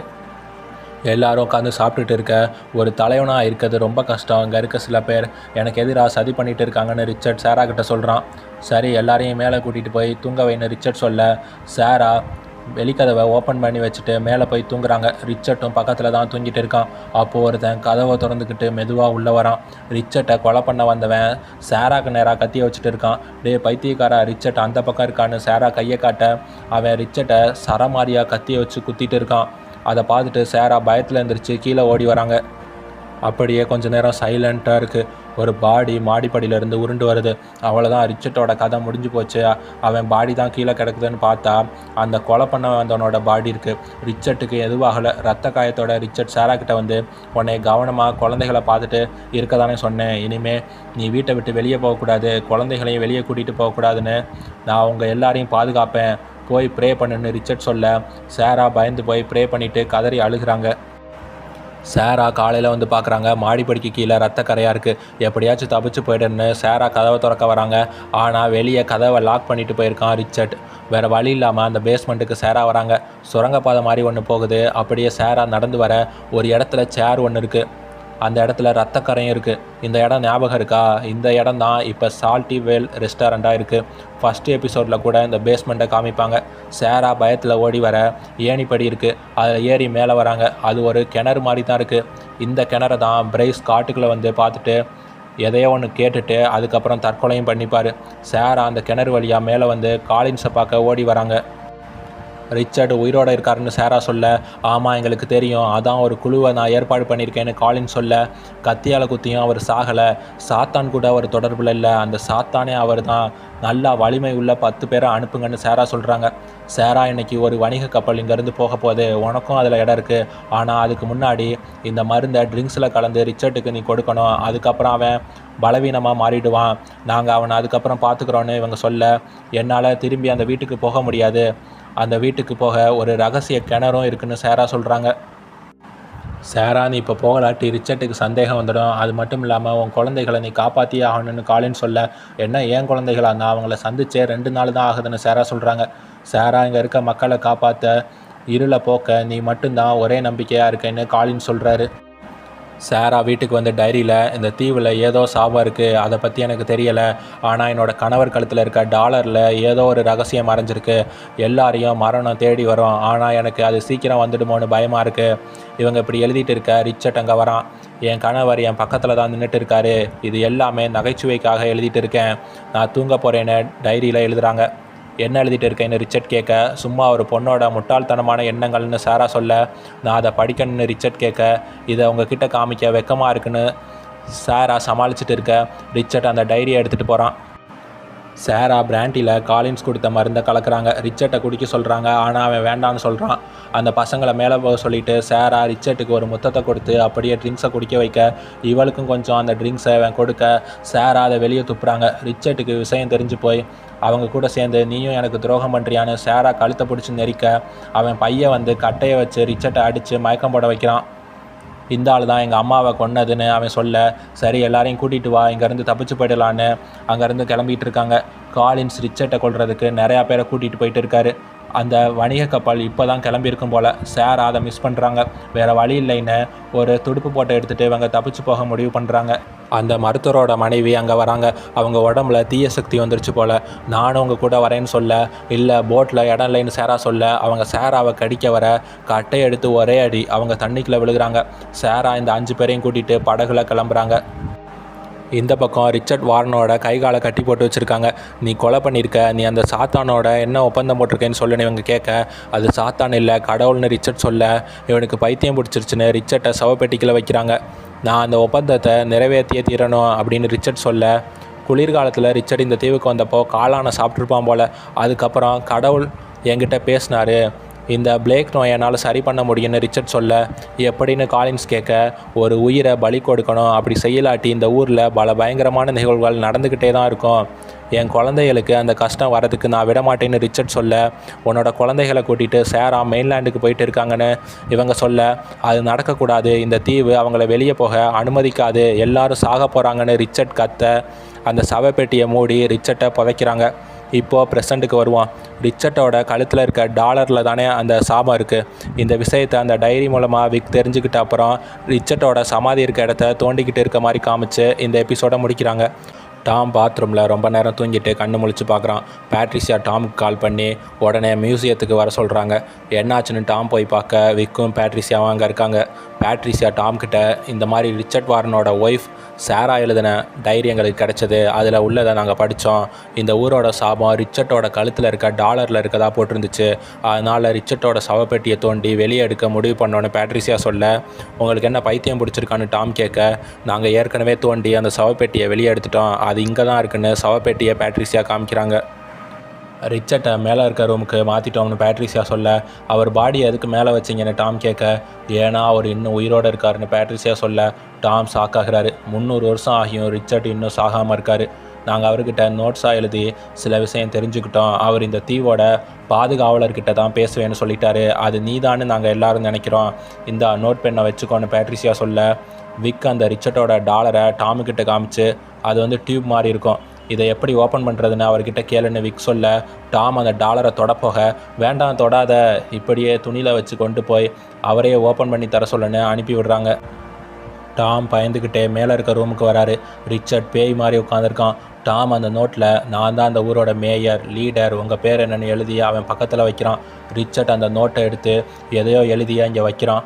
அதை டாம் பொறுமையாக வந்து எடுத்துகிட்டு இருக்கான். சத்தமே போடாமல் அவனுங்க காமெடி பண்ணிகிட்டு இருக்காங்க. டக்குன்னு நான் உன்னை மறந்துட்டேன்னு ரிச்சர்ட் சொல்ல டாம் பயந்து போய் சேரில் இருந்து எந்திரிக்கிறான். உங்களால் பேச முடியுமான்னு டாம் கேட்க அவனும் ஆமான்னு சொல்கிறான். நீங்கள் எப்படி இன்னும் சாகாமல் உயிரோடு இருக்கீங்கன்னு டாம் கேட்க அந்த தீய சக்திகள் தான் என்னை உயிரோடு வச்சுருக்குன்னு ரிச்சர்ட் சொல்ல அது இதுவான அந்த டாலரை காமிச்சு இதை எப்படி ஓப்பன் பண்ணுறதுன்னு டாம் கேட்க என் கை கட்டை கொஞ்சம் அவுத்து விடுன்னு ரிச்சர்ட் சொல்ல கை கட்டை அவுத்த அப்புறமா அந்த டியூப் மாதிரி இருக்கதை ஓப்பன் பண்ண அதுக்குள்ளே ஒரு துண்டு சீட்டு இருக்குது. இதுதான் அந்த ஒப்பந்தம் போல். இந்த தீவில் அவங்க வாழ்ந்துட்டு இருந்தப்போ சாப்பிட்றதுக்கு எந்த உணவும் கிடைக்காம பசியில் எல்லோரும் வாடிருக்காங்க. சில பேர் இறந்து போன உடல்களை சாப்பிட ஆரம்பிச்சிருக்காங்க. இன்னும் சில பேர் மண்ணை அள்ளி தின்னாங்க. நான் எப்படி என் உயிரை காப்பாற்றுறதுன்னு யோசிச்சுட்டு இருந்தப்போ அதை பார்த்தேன்னு ரிச்சர்ட் சொல்ல பேட்ரிசியா வேகமாக வந்து கதவை திறக்க டாமுக்கு தூக்கி வாரி போடுது. என் பர்ஸை மறந்துட்டேன்னு சொல்கிறாங்க. நீங்கள் எதை பார்த்தீங்கன்னு டாம் கேட்க நான் உயிருக்கு போராடிட்டு இருந்தப்போ காளானை பார்த்தேன், கடவுளுக்கு நன்றி சொன்னேன். அப்போது சாத்தானா இல்லை இந்த தீவு என்கிட்ட பேசிச்சான்னு எனக்கு தெரியலை. அது எனக்கு ஒரு ஒப்பந்தத்தை கொடுத்துச்சு. நானும் என் மக்களை காப்பாற்ற என் ரத்தத்தால் அந்த ஒப்பந்தத்தில் கையெழுத்து போட்டேன்னு ரிச்சர்ட் சொல்ல நீங்கள் அந்த சாத்தானை பின்தொடர்ந்தீங்களா, அதுக்கு என்ன தான் வேணுமான்னு டாம் கேட்க நான் பின்தொடரலை, பயந்து போன மனுஷங்க என்ன வேணாலும் பண்ணுவாங்கன்னு அதுக்கு தெரியும்னு ரிச்சர்ட் சொல்ல அதுக்கு என்ன அர்த்தம்னு டாம் கேட்க என் குழந்தைகளோட பொருட்களை பார்க்கணும்னு ரிச்சர்ட் கேட்குறான். கீழே கூட்டிகிட்டு வந்து ரிச்சர்ட்டோட குழந்தைங்க பயன்படுத்தின பொருட்களை டாம் காமிக்கிறான். ஒவ்வொரு நொடியும் அவங்க எப்படி சாவாங்கன்னு தான் நான் யோசிச்சுட்டு இருந்தேன்னு ரிச்சர்ட் சொல்லிவிட்டு சாராவோட சிலையை பார்த்து கிட்டத்தில் போய் அப்படியே அந்த சிலையோட கண்ணை குத்துறாரு. என்னோட ரத்தம் இருக்கிற வரைக்கும் இந்த ஒப்பந்தம் முடிவடையாது. இப்போது நான் மட்டும்தான் உயிரோடு இருக்கேன். என்னை அந்த கடலுக்குள்ளே கூட்டிகிட்டு போங்க. நீங்கள் பயப்படுற இடத்த தாண்டி என்னை கூட்டிகிட்டு போனால் என்னோடய சாபம் நீங்கி வயசாகி இறந்து போயிடுவேன். என்னோடய மரணம் இந்த சாபத்திலேருந்து எல்லாரையும் காப்பாற்றும்னு ரிச்சர்ட் சொல்கிறாரு. விக் டாம் கிட்ட இவனை கடலுக்குள்ளே இருக்க அந்த எல்லையை தாண்டி கூட்டிகிட்டு போனாலும் சாவானா என்னென்னு நமக்கு தெரியாது. நைட் நேரத்தில் நம்ம கடலுக்குள்ளே போகிறது ஆபத்துன்னு விக் சொல்ல இந்த ஊர் மக்களை காப்பாற்ற நமக்கு ஒரு வழி கிடச்சிருக்கு. இதை நம்ம செஞ்சு தான் ஆகணும்னு டாம் சொல்ல அப்போது ரிச்சர்ட்டை சவப்பெட்டிகளை வச்சு தான் கூட்டிகிட்டு வரணும். எப்படியும் அவன் சாக தானே போகிறான். சவப்பெட்டிகளை அவனை வச்சு கூட்டிகிட்டு போகிறது தான் நம்ம 2 பேருக்குமே நல்லதுன்னு விக் சொல்கிறான். டாம் ரிச்சர்ட் கிட்ட துறைமுகத்தில் ஆட்கள் இருப்பாங்க, நம்ம போட்டில் ஏறுற வரைக்கும் நீ சவப்பெட்டிக்குள்ளே இருக்கணும்னு சொல்ல ரிச்சர்ட் அதுக்கு ஓகே சொல்கிறான். செரிஃப் இவனுங்க இருக்க இடத்துக்கு ஜீப்பில் வர பேட்ரிசியா அவரை பார்த்துட்டு என் மேலே யாராச்சும் கம்ப்ளைண்ட் பண்ணியிருக்கலாம், இதை நான் பார்த்துக்கிறேன்னு டாம் கிட்ட சொல்லிவிட்டு என்ன செரிஃப் எப்படி இருக்கீங்கன்னு சொல்லிவிட்டு செரிஃபோட ஜீப்பை ட்ரைவ் பண்ண ஆரம்பிக்கிறாங்க. பேட்ரிசியா நீ என்ன பண்ணிகிட்டு இருக்கேன்னு செரிஃப் கேட்க அவள் ஜீப்பை முன்னாடியும் பின்னாடியும் ஓட்டிகிட்டு போய் செரிஃபுக்கு விளையாட்டு காமிச்சிட்டு இருக்க இந்த பக்கம் இவனுங்க ரிச்சர்ட்டை சவப்பெட்டிக்குள்ளே வச்சு லாக் பண்ணிவிட்டு போட்டில் கடலுக்குள்ளே போயிட்டு இருக்காங்க. விக் ஒரு மேப்பை டாமுக்கிட்ட காமிச்சு இந்த லைனை நம்ம கிராஸ் பண்ணக்கூடாது, அதுதான் டெட் லைன். அந்த லைனுக்கு முன்னாடியே நான் இந்த போட்டை ஸ்டாப் பண்ணுறேன்.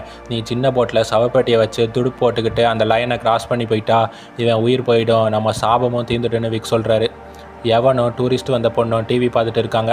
எங்கள் அப்பா எல்லா விஷயத்துக்கும் பயப்படுவார்னு நான் நினச்சிட்டு இருந்தேன். ஆனால் இப்போது ஒரு விஷயம் எனக்கு தெளிவாக புரியுது. அவர் என்கிட்ட நிறையா பொய் சொல்லியிருக்காருன்னு எவன் சொல்ல அப்போது வா அவங்க அப்பா ரூமுக்கு போய் ஏதாச்சும் கிடைக்குதான்னு பார்க்கலான்னு டாம் ரூமுக்கு இவங்க 2 பேரும் வராங்க. பேட்ரிசியா அழுதுகிட்டு என்னைய சிறையில் போட்டுற மாட்டீங்களே அப்படின்னு கேட்க கண்டிப்பாக மாட்டேன், உன் புலம்பலை என்னால் நைட்டு ஃபுல்லாக கேட்டுட்டு இருக்க முடியாதுன்னு செரிஃப் சொல்கிறாரு. ஆமாம் டாம் என்ன தான் பண்ணிகிட்டு இருக்காரு, 24 மணி நேரமாக அவரை தொடர்பு கொள்ள முடியலை. நீ அவருக்கு விசுவாசமாக இருக்கிறது எனக்கு தெரியும், ஆனால் நீ இப்போ உண்மையை என்கிட்ட சொல்லி தான் ஆகணும்.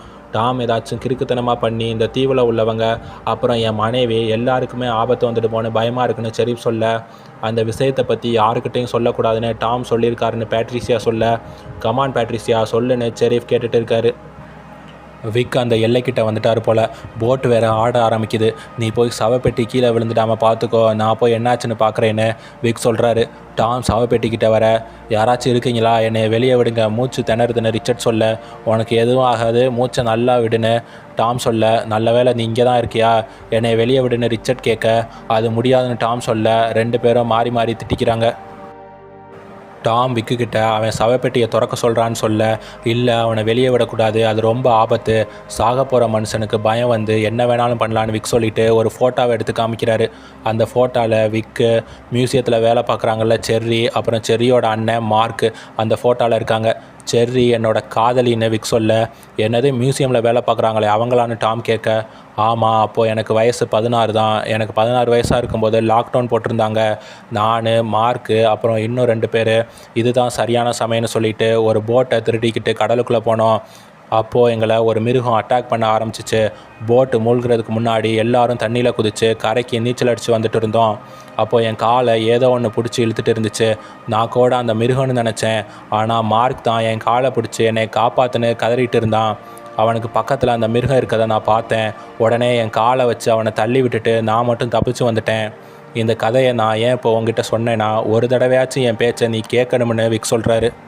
மார்க் இறந்து போனதுக்கு நீங்கள் காரணம் இல்லைன்னு டாம் சொல்லிவிட்டு, நான் அந்த சவப்பெட்டியை ஏற்கனவே ஓப்பன் பண்ணி விட்டுட்டேன்னு டாம் சொல்ல, ரிச்சர்ட் அங்கே இருக்க சேரில் தான் உட்காந்துருக்கான்.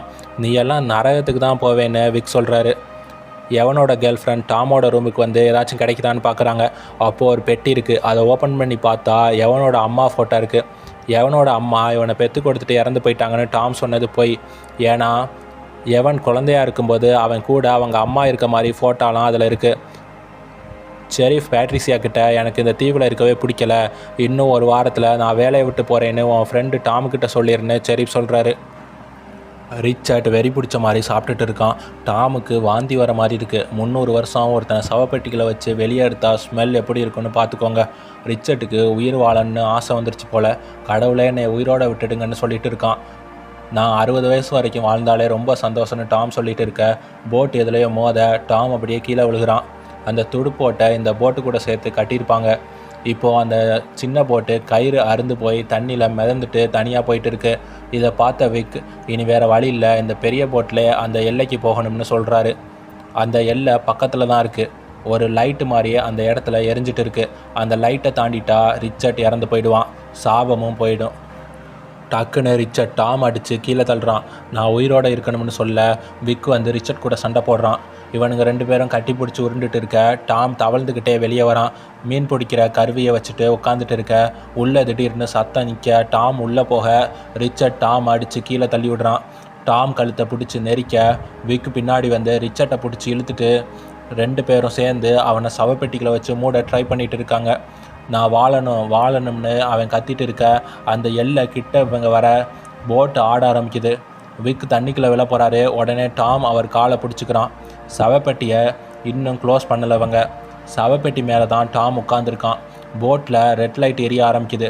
அதை பார்த்துட்டு டாம் லைஃப் ரிங்கை விக்கிட்ட கொடுத்துட்டு எட்டி ஒரு விக்கு தண்ணிக்குள்ளே போய் விழுகிறான். டாம் வேகமாக அந்த சவப்பெட்டியை ரிச்சர்ட் வெளியே வராமல் இருக்க மாதிரி பிடிச்சி அமுக்கிக்கிட்டு இருக்கான். ரிச்சர்ட் கத்திட்டு இருக்க அந்த எல்லையை போட்டு கடந்து போக சத்தம் நிற்கிது. பெட்டியை ஓப்பன் பண்ணி பார்த்தா ரிச்சர்ட் சாம்பலாகி அவன் மண்டவோடு மட்டும் இருக்குது.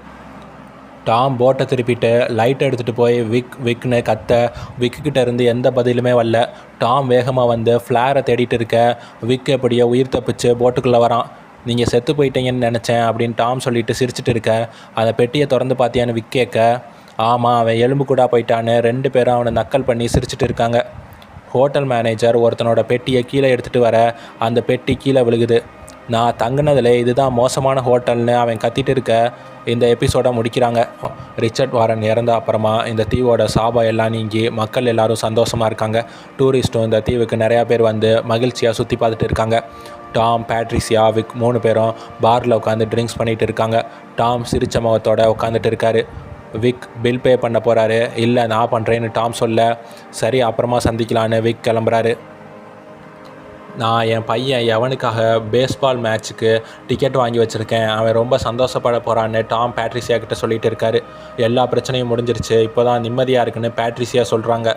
டாம் ஆஃபீஸுக்கு வர ரூத் டாமுக்கிட்ட, உங்களுக்கு நிறையா கால்ஸ் வந்துச்சு, 2 நாளாக எங்கே போயிட்டீங்கன்னு கேட்க, அதை பற்றி கவலைப்படாதீங்க நான் பார்த்துக்கிறேன்னு டாம் சொல்கிறாரு. பேட்ரிசியா ஃபுட்டு ஆர்டர் பண்ணிவிட்டு அதை சாப்பிட்லான்னு ஓப்பன் பண்ணுறாங்க. ஆர்டர் பண்ண ஃபுட்டு வராமல் வேறு ஃபுட்டு வந்திருக்கும் போல். பேட்ரிசியா அந்த ஹோட்டலுக்கு வாய்ஸ் மெயில் பண்ணுறாங்க. இந்த மாதிரி chicken parmesan, chicken farm, coconut cream pie, டக்கி பேட்டி, சாசேஜ் லிங்க் இதுதான் ஆர்டர் பண்ணியிருந்தேன், வேறு வந்திருக்கு. எனக்கு பணத்தை நீங்கள் திருப்பி கொடுக்க வேண்டாம், இருந்தாலும் தப்பு செஞ்சவங்க அவங்க தப்பை திருத்திக்கட்டும், அவங்களுக்கு தண்டனை கொடுக்கணும்னு நான் நினைக்கல இப்படின்னு இவங்க சொல்லிகிட்டு இருக்க வாய்ஸ் மெயில் ஃபுல்லாகிருச்சு.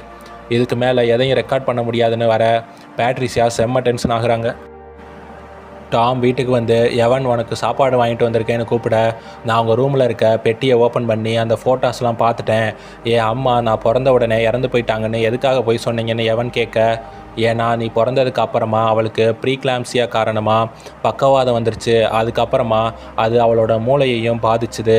எனக்கு என்ன பண்ணுறதுனே தெரியலை. மனநல காப்பகத்தில் உங்கள் அம்மாவை சேர்த்துட்டேன். 2 வருஷத்துக்கு அப்புறமா மூளையில் உள்ள இரத்த நாளங்கள் வெடித்து அவள் இறந்து போயிட்டான்னு டாம் சொல்கிறான். அவளுக்கு உன்னை ரொம்ப பிடிக்குன்னு டாம் சொல்ல, எனக்கு தெரியும், அவங்க எழுதின லெட்டர்ஸை நான் படித்து பார்த்தேன்னு எவன் சொல்கிறான். விக் செர்ரியை பார்க்க மியூசியத்துக்கு வராரு. விக் டக்குன்னு வரவும் செர்ரி பயந்து போகிறாங்க. நான் பயந்து போயிட்டேன்னு செர்ரி சொல்ல, உங்ககிட்ட ஒன்று சொல்லணும்னு விக் அந்த செர்ரி கூட இருக்க ஃபோட்டோவை கொடுக்குறான். அப்போது செர்ரியோட ஹஸ்பண்டும் அங்கே தான் இருப்பார் போல். அந்த ஃபோட்டோவை பார்த்துட்டு, உன்னோட சின்ன வயசு ஸ்வீட் ஹார்ட் விக்கு தான், இப்போ பாரு அவனுக்கு ரொம்ப வயசாயிருச்சுன்னு ஜாலியாக பேசிட்டு இருக்காரு. விக் எதுவும் சொல்லாமல் அங்கேருந்து போக போகிறாரு. அங்கே இருக்க பூஹிமேனோட மாஸ்க்கை யாரோ உடச்சி திருடிட்டு போயிருக்காங்க. என்ன ஆச்சுன்னு விக் கேட்க, சின்ன குழந்தைங்க யாராச்சும் பூஹிமேனோட கதையை கேட்டுட்டு இந்த மாதிரி பண்ணியிருக்கலான்னு செர்ரியோட ஹஸ்பண்ட் சொல்கிறாரு. விக் உடனே லைட் எடுத்துக்கிட்டு பூஹிமேனை புதைச்சி வச்சாங்கல்ல அந்த வீட்டுக்கு வந்து பார்க்க, டோர் உடஞ்சி போய் கீழே கிடக்குது. விக்குக்கு தூக்கி வாரி போடுது. இப்போ தான் ஒரு பிரச்சனையை முடித்தோம், இப்போ இது வேறையான்னு பயத்தில் நின்றுட்டு இருக்காரு. பேட்ரிசியாவுக்கு போர் அடிக்கும் போல் வீட்டில் இருக்க பொருள் எல்லாம் போட்டு உருட்டிகிட்டு இருக்காங்க. சரி போய் தூங்கலான்னு லைட்லாம் ஆஃப் பண்ணிவிட்டு மாடிக்கு போகிறாங்க. அவங்க பெட்ரூமுக்கு சைடில் உள்ள ஒரு ரூம் ஓப்பனில் இருக்கிறத பார்த்துட்டு மெதுவாக அந்த ரூமுக்கிட்ட வந்து பார்க்குறாங்க. கொஞ்ச நேரம் நின்று பார்த்துட்டு சத்தம் போடாமல் மாடிப்படி கீழே இறங்கி வராங்க. அவங்க ஸ்டெப் வச்சு நடந்து வரதே செம்ம காமெடியாக இருக்கும். கீழே வந்து ஸ்டென்கன் இருக்குல்ல, சாக்கு வைப்பாங்கல்ல, அந்த டிவைஸை எடுத்து பார்க்குறாங்க. சார்ஜ் 2% தான் இருக்குது. அப்படியே பின்வாசல் டோரை ஓப்பன் பண்ணிவிட்டு வெளியே வராங்க. வீட்டை பார்க்குறாங்க. அப்புறம் ரோட்டில் 2 பக்கமும் மாற்றி மாற்றி பார்த்துட்டு இருக்காங்க. எதுக்கு இப்போ இப்படி பண்ணிட்டு இருக்காங்கன்னா, அந்த பூஹிமேன் வந்துட்டான். பூஹிமேன் அவள் வீட்டுக்குள்ளேருந்து கத்தியை வச்சுக்கிட்டு வெளியே வர, பேட்ரிசியா அலறிக்கிட்டு தலை தெறிக்க ஓட ஆரம்பிக்கிறாங்க. கொஞ்சம் தூரம் ஓடி போயிட்டு அவன் வரானா இல்லையான்னு பார்க்க, அவன் கிட்டத்தில் வந்துட்டான். வேகமாக ஓடி போய் ஒரு வீட்டோட கதவை தட்டிட்டு இருக்காங்க. கதவை திறங்கடான்னு கத்திட்டு இருக்க ஒரு பயலும் கதவை திறக்கலை. பூஹிமேன் வேறு ஸ்லோ மோஷனில் நடந்து வர, அங்கேருந்து ஓடி போய் இன்னொரு வீட்டோட கதவை தட்டிட்டு அங்கேருந்து ஓட ஆரம்பிக்கிறாங்க. விக் பேட்ரிசியாவை தேடிக்கிட்டு அவள் வீட்டுக்கு வர, அங்கே அவள் இல்லை. பேட்ரிசியா பூஹிமேனுக்கு பயந்து இந்த பக்கம் ஓடிட்டு இருக்க, ஹெல்ப்னு கத்திட்டே போக ஒரு பயலும் வீட்டை திறந்து பார்க்கல. பேட்ரிசியாவோட ஃப்ரெண்டு கிறிஸ் இருக்காங்கல்ல, அவங்க வீட்டில் ஃப்ரெண்ட்ஸ் எல்லாம் சேர்ந்து கதை பேசிட்டு இருக்காங்க. பேட்ரிசியா அலறி அடிச்சுக்கிட்டு கிறிஸ் வீட்டுக்குள்ளே வராங்க. அந்த சாக்கு வைக்கிற மிஷினை சார்ஜ் பண்ணுறாங்க. அடிய பேட்ரிசியா நீ என்னடி பண்ணிட்டு இருக்கேன்னு கேட்க, உடனே போலீஸுக்கு கால் பண்ணுங்க, அந்த பூஹிமேன் திரும்ப வந்துட்டான்னு சொல்ல, ஜோக் தானே பண்ணிகிட்டு இருக்கேன்னு கிறிஸ் கேட்குறாங்க. இன்னொரு பொண்ணு வேகமாக போலீஸுக்கு கால் பண்ண, அவுட் ஆஃப் லைன்னு வருது. பின்வாசல் எங்கன்னு பேட்ரிசியா கேட்டுட்டு லைட்லாம் ஆஃப் பண்ண சொல்கிறாங்க. அப்படிலாம் பண்ணாதீங்க, இவன் நம்மக்கிட்ட போய் சொல்கிறான்னு கிறிஸ் சொல்ல, அடியே என்னை நம்பு, அவன் திரும்ப வந்துட்டான்னு சொல்ல, ஒழுங்கு மரியாதையாக வெளியே போடி, உன்னை பார்த்தாவே எரிச்சலாக இருக்குன்னு சொல்லிட்டு பாய் பாய்ன்னு கிறிஸ் நக்கல் பண்ண, அந்த டிவைஸை வச்சு கிறிஸுக்கு சாக்கு வைக்கிறாங்க. கிறிஸ் கீழே விழுந்து மயக்கம் போட பேட்ரிசியா வீட்டுக்கு வெளியே வராங்க. எங்கே அந்த பூஹிமேனை காணோம்னு பார்த்துட்டு இருக்க, அவள் போகாமல் வெளியே நின்றுட்டு இருக்கான்னு இவங்க ஃப்ரெண்ட்ஸ் பேசிக்க, அந்த பூஹிமேன் இவங்க வீட்டுக்கு மேலே தான் நின்றுட்டு இருக்கான். ஜன்னல் வழியாக அவன் பேட்ரிசியாவை பார்க்க, அவன் உள்ளே தான் இருக்கான், எல்லோரும் வெளியே வாங்கன்னு பேட்ரிசியா கத்த, டோரை சாத்திட்டு லைட்லாம் அவங்க ஆஃப் பண்ணுறாங்க. உங்கள் எல்லாரையும் அவன் கொல்ல போகிறான்னு கத்திட்டு இருக்க, பூஹிமேன் ஜன்னலை உடச்சிக்கிட்டு கீழே வந்து விழுகிறான். அவன் அப்படியே அண்டர்டேக்கர் மாதிரி எந்திரிக்க, பேட்ரிசியா மறுபடியும் ஓட ஆரம்பிக்கிறாங்க. அந்த சாக்கு வைக்கிற டிவைஸோட ஒயர் பேட்ரிசியா காலில் சிக்கி அவங்க கீழே விழுகிறாங்க. பூஹிமேன் பேட்ரிசியாவை கத்தியால் குத்த வர, வேண்டான்னு பேட்ரிசியா கத்த, யாரோ காரில் வந்து பூஹிமேனை இடிக்கிறாங்க. ஆனால் தெரியாமல் தான் இடிச்சிருக்காங்க. 2 டாக்டர்ஸ் தான் காரில் வந்திருக்காங்க போல்.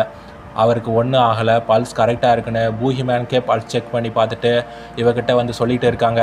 அடா பாவிங்களா, இங்கேருந்து ஓடி போயிடுங்கன்னு பேட்ரிசியா கத்திட்டு இருக்க, பூஹிமேன் கத்தி எடுத்து ஒருத்தனோட கழுத்தை அறுக்கிறான்.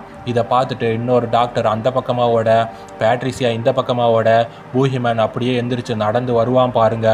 அவ்வளோ கொடூரமாக இருக்கும் அப்படின்னு சொல்லிட முடியாது, ஆனால் நல்லாயிருக்கும். டாம் எவன்கிட்ட பாஸ்டனில் நடக்க போகிற பேஸ்பால் மேட்சுக்கான டிக்கெட்டை காமிக்கிறான். நம்ம ஒரு வாரம் ஜாலியாக என்ஜாய் பண்ண போகிறேன்னு டாம் சொல்ல, நீங்கள் உண்மை தான் சொல்கிறீங்களான்னு எவன் கேட்க, ஆமான்னு டாம் சொல்கிறான். இப்போ தான் அந்த தீவோட சாபம் முடிஞ்சு போச்சுல்ல, எவன் இந்த தீவை விட்டு வெளியே போனாலும் அவனுக்கு எந்த பிரச்சனையும் இல்லை. பேட்ரிசியா ஓடிட்டே இருக்காங்க. நம்ம செரிஃப் இருக்கார்ல, அவர் கடைக்கு வந்து ஒய்ஃபுக்கு ஸ்நாக்ஸ் வாங்கிட்டு இருக்க பேட்ரிசியா அங்கே வராங்க. அந்த கடைக்கு வெளியே தான் கேஸ் ஸ்டேஷன் இருக்குது. பேட்ரிசியா அந்த சாக்கு வைக்கிற மிஷினை பார்க்குறாங்க. சார்ஜ் 1% தான் இருக்குது. பெட்ரோல் பம்பை எடுத்து ப்ரெஸ் பண்ண பெட்ரோல் வரல. வேகமாக கடைக்குள்ள வந்து எனக்கு $20 பெட்ரோல் வேணும்னு சொல்லிட்டு வெளியே ஓடி வராங்க. அந்த பூஹிமேன் மெதுவாக நடந்து பேட்ரிசியாவை நோக்கி வந்துட்டு இருக்க, இவ பெட்ரோலை தரையில் அடித்து விடுறா. இவ என்ன பண்ணிட்டு இருக்கான்னு கடைக்காரன் பார்த்துட்டு இருக்க, அந்த பூஹிமேன் ரொம்ப கிட்டத்தில் வர அந்த சாக்கு வைக்கிறத பெட்ரோலில் வச்சு விட நெருப்பு பிடிச்சி எரிய ஆரம்பிக்குது. பூஹிமேன் அப்படியே நெருப்பில் நடந்து வந்துட்டே இருக்கான். அவன் உடம்பு ஃபுல்லாக தீ பிடிச்சி எரிஞ்சிட்டு இருக்கு. அவனுக்கு எதுவுமே ஆகலை. இந்த கடைக்காரன் வேகமாக வந்து நெருப்பு அணைக்கிற கேஸை வச்சு நெருப்பை அணைச்சி விட, பண்ணாட எவ்வளோ கஷ்டப்பட்டு அவனை போட்டு தள்ள பிளான் பண்ணேன், எல்லாத்தையும் நாசம் பண்ணிட்டேன்னு பேட்ரிசியா புலம்பிட்டு இருக்காங்க. அந்த புகை மூட்டம் மறைஞ்ச அப்புறம் பார்த்தா பூஹிமேன் கடைக்காரன் கழுத்தை பிடிச்சி மேலே தூக்கி வச்சுருக்கான். செரிஃப் வேகமாக கன்னை எடுத்துகிட்டு வந்து அவனை கீழே இறக்கி விடுன்னு சொல்ல, கடைக்காரனை தூக்கி வீசுகிறான். அவன் பறந்து போய் அந்த பக்கத்து விழ, பூஹிமேன் செரிஃப் வச்சுருக்க கன்னை தட்டி விட்டுட்டு கத்தியை வச்சு வகுத்துல ஒரு கிளி. செரிஃப் கீழே விழுகிறாரு. பயத்தில் அப்படியே பின்னாடி போக பூஹிமேன் செரிஃபை கத்தியால் குத்த வர பேட்ரிசியா கன்னை வச்சு அவனை ஷூட் பண்ணுறாங்க. அப்போவும் அவனுக்கு எதுவுமே ஆகலை. பேட்ரிசியா பக்கம் அவன் திரும்ப மறுபடியும் பேட்ரிசியா அவனை ஷூட் பண்ண பூஹிமேன் அந்த இடத்துல விழுந்து இறந்து போகிறான். அப்படியே பூனைக்குட்டி மாதிரி மெதுவாக அவன் பக்கத்தில் வந்து செத்துட்டானா இல்லையாண்டு கன்னை வச்சு போஸ்ட் கொடுத்துட்டு இருக்காங்க. பூஹிமேன் பாடியை ஆம்புலன்ஸில் ஏற்றுறாங்க. ஆம்புலன்ஸ்குள்ளேயும் கன்னை வச்சு போஸ்ட் மாறாமல் பேட்ரிசியா நின்றுட்டு இருக்காங்க. அவன் பாடியை கிரிமட்டோரியத்துக்கே கொண்டு வந்துட்டாங்க. அப்பவும் விடலை. அந்த பாடியை எரிக்கிற சேம்பரில் வச்சு எரிக்க போகிறாங்க. அவன் வெளியே வர சான்ஸ் இருக்கான்னு பேட்ரிசியா கேட்க, இல்லைன்னு ஒருத்தர் சொல்ல, சரி ஓகேன்னு கன்னை வச்சுட்டு நின்றுட்டு இருக்க. கொஞ்ச நேரம் கழித்து அந்த டோரை ஓப்பன் பண்ணி பார்த்தா பூஹிமேன் சாம்பல் தான் இருக்குது. இப்போ தான் பேட்ரிசியா நிம்மதி அடைகிறாங்க. செரிஃப் கத்தி குத்து வாங்கினார்ல, அவர் ஹாஸ்பிட்டலில் தான் இருக்கார். செரிஃபோட மனைவி ப்ரெக்னெண்ட்டாக இருப்பாங்க. அதனால் பேட்ரிசியா செரிஃப்கிட்ட, உங்கள் குழந்தை இங்கே பிறக்கக்கூடாது, உடனே நீங்கள் இங்கேருந்து கிளம்பணுன்னு சொல்கிறாங்க. ஏன்னா இன்னும் இந்த தீவோட சாபம் தீரலை. சாபம் போயிருந்தா பூஹிமேன் வந்திருக்கவே மாட்டான்ல. இப்போது செரிஃபோட குழந்தை இந்த ஊரில் பிறந்தா கடைசி வரைக்கும் இங்கே தான் அந்த குழந்தை வளரணும். பாஸ்டனுக்கு போய் எந்த இடத்தையெல்லாம் சுற்றி பார்க்கலான்னு டாமும் எவனும் டிஸ்கஸ் பண்ணிகிட்டு இருக்காங்க. அப்போது விக் டாம் வீட்டுக்கு வர, என்னாச்சு விக்குன்னு டாம் வந்து கேட்க, இது இன்னும் முடியலைன்னு விக் சொல்ல, அதுக்கு வாய்ப்பே இல்லையேன்னு டாம் உறைஞ்சி போய் நின்றுட்டு இருக்க இந்த எபிசோடை முடிக்கிறாங்க. இந்த எபிசோடோட ஆரம்பத்தில் 300 வருஷத்துக்கு முன்னாடி சாரா ரிச்சர்டோட குழந்தைகளை கூட்டிகிட்டு போட்டில் தப்பிச்சு போனாங்கள்ல, அதை காட்டுறாங்க. இவங்க துடுப்போட்டில் கடலுக்குள்ளே போயிட்டு இருக்கும்போதே அந்த இடத்துல பனிமூட்டமாக இருக்குது. ரிச்சர்டோட பையன் ஒருத்தனுக்கு மூக்கில் இருந்து ரத்தம் வேற வருது. ரிச்சர்ட் சாத்தான் கூட போட்ட ஒப்பந்தம் காரணமாக அவனோட வாரிசு யாராச்சும் இந்த தீவை விட்டு வெளியே போனால் அவங்க செத்து போயிடுவாங்க. இப்போது அந்த எல்லையை தாண்டினதுனால இந்த மாதிரியெல்லாம் அந்த பையனுக்கு ஆகிட்டு இருக்குது. அப்புறம் ஒரு குட்டி பொண்ணு இருப்பாங்கள்ல, அவங்க தண்ணிக்குள்ளே விழுகிறாங்க. அந்த பொண்ணு பேர் ஃப்ரான்சஸ். சாரா ஒரு பெட்டியை தூக்கி போட்டு ஃப்ரான்சஸை பாதுகாப்பாக இருக்க சொல்கிறாங்க. ஃப்ரான்சஸ் அந்த பெட்டியை பிடிச்சிக்கிட்டு கடலுக்குள்ளே மூழ்காமல் தப்பிக்கிறாங்க. இருந்தாலும் அந்த பொண்ணுனால் போட்டுக்கிட்ட வர முடியலை. அதுக்கப்புறம் என்னாச்சு, இவங்க உயிர் தப்பிச்சாங்களா இல்லையாங்கிறத பின்னாடி ஒரு கதையாக சொல்லுவாங்க. இப்போது ப்ரெசண்டில் நடக்கிற கதைக்கு வரலாம். பேட்ரிசியா டாம்கிட்ட அபாய ஒளியை ஒழிக்க விடணும்னு சொல்கிறாங்க. ரிச்சர்ட் வாரன் இறந்த அப்புறமும் இந்த சாபம் இன்னும் முடியலை. அது ஏன்னு இவங்களுக்கு தெரியலை. டாம் என்ன பண்ணுறதுன்னு யோசிச்சுட்டு இருக்க, ஒரு வயசானவர் வந்து 1783 பெரிய புயல் வந்துச்சு, மக்கள் எல்லாரும் கருமயங்களுக்குள்ளே தூக்கி வீசப்பட்டாங்கன்னு சொல்லிட்டு இருக்க, நாங்களே இங்கே என்ன பண்ணுறதுன்னு தெரியாமல் இருக்கோம், இந்த பெருசு வேற என்ன. பேட்ரிசியா டோரை சாத்துறாங்க.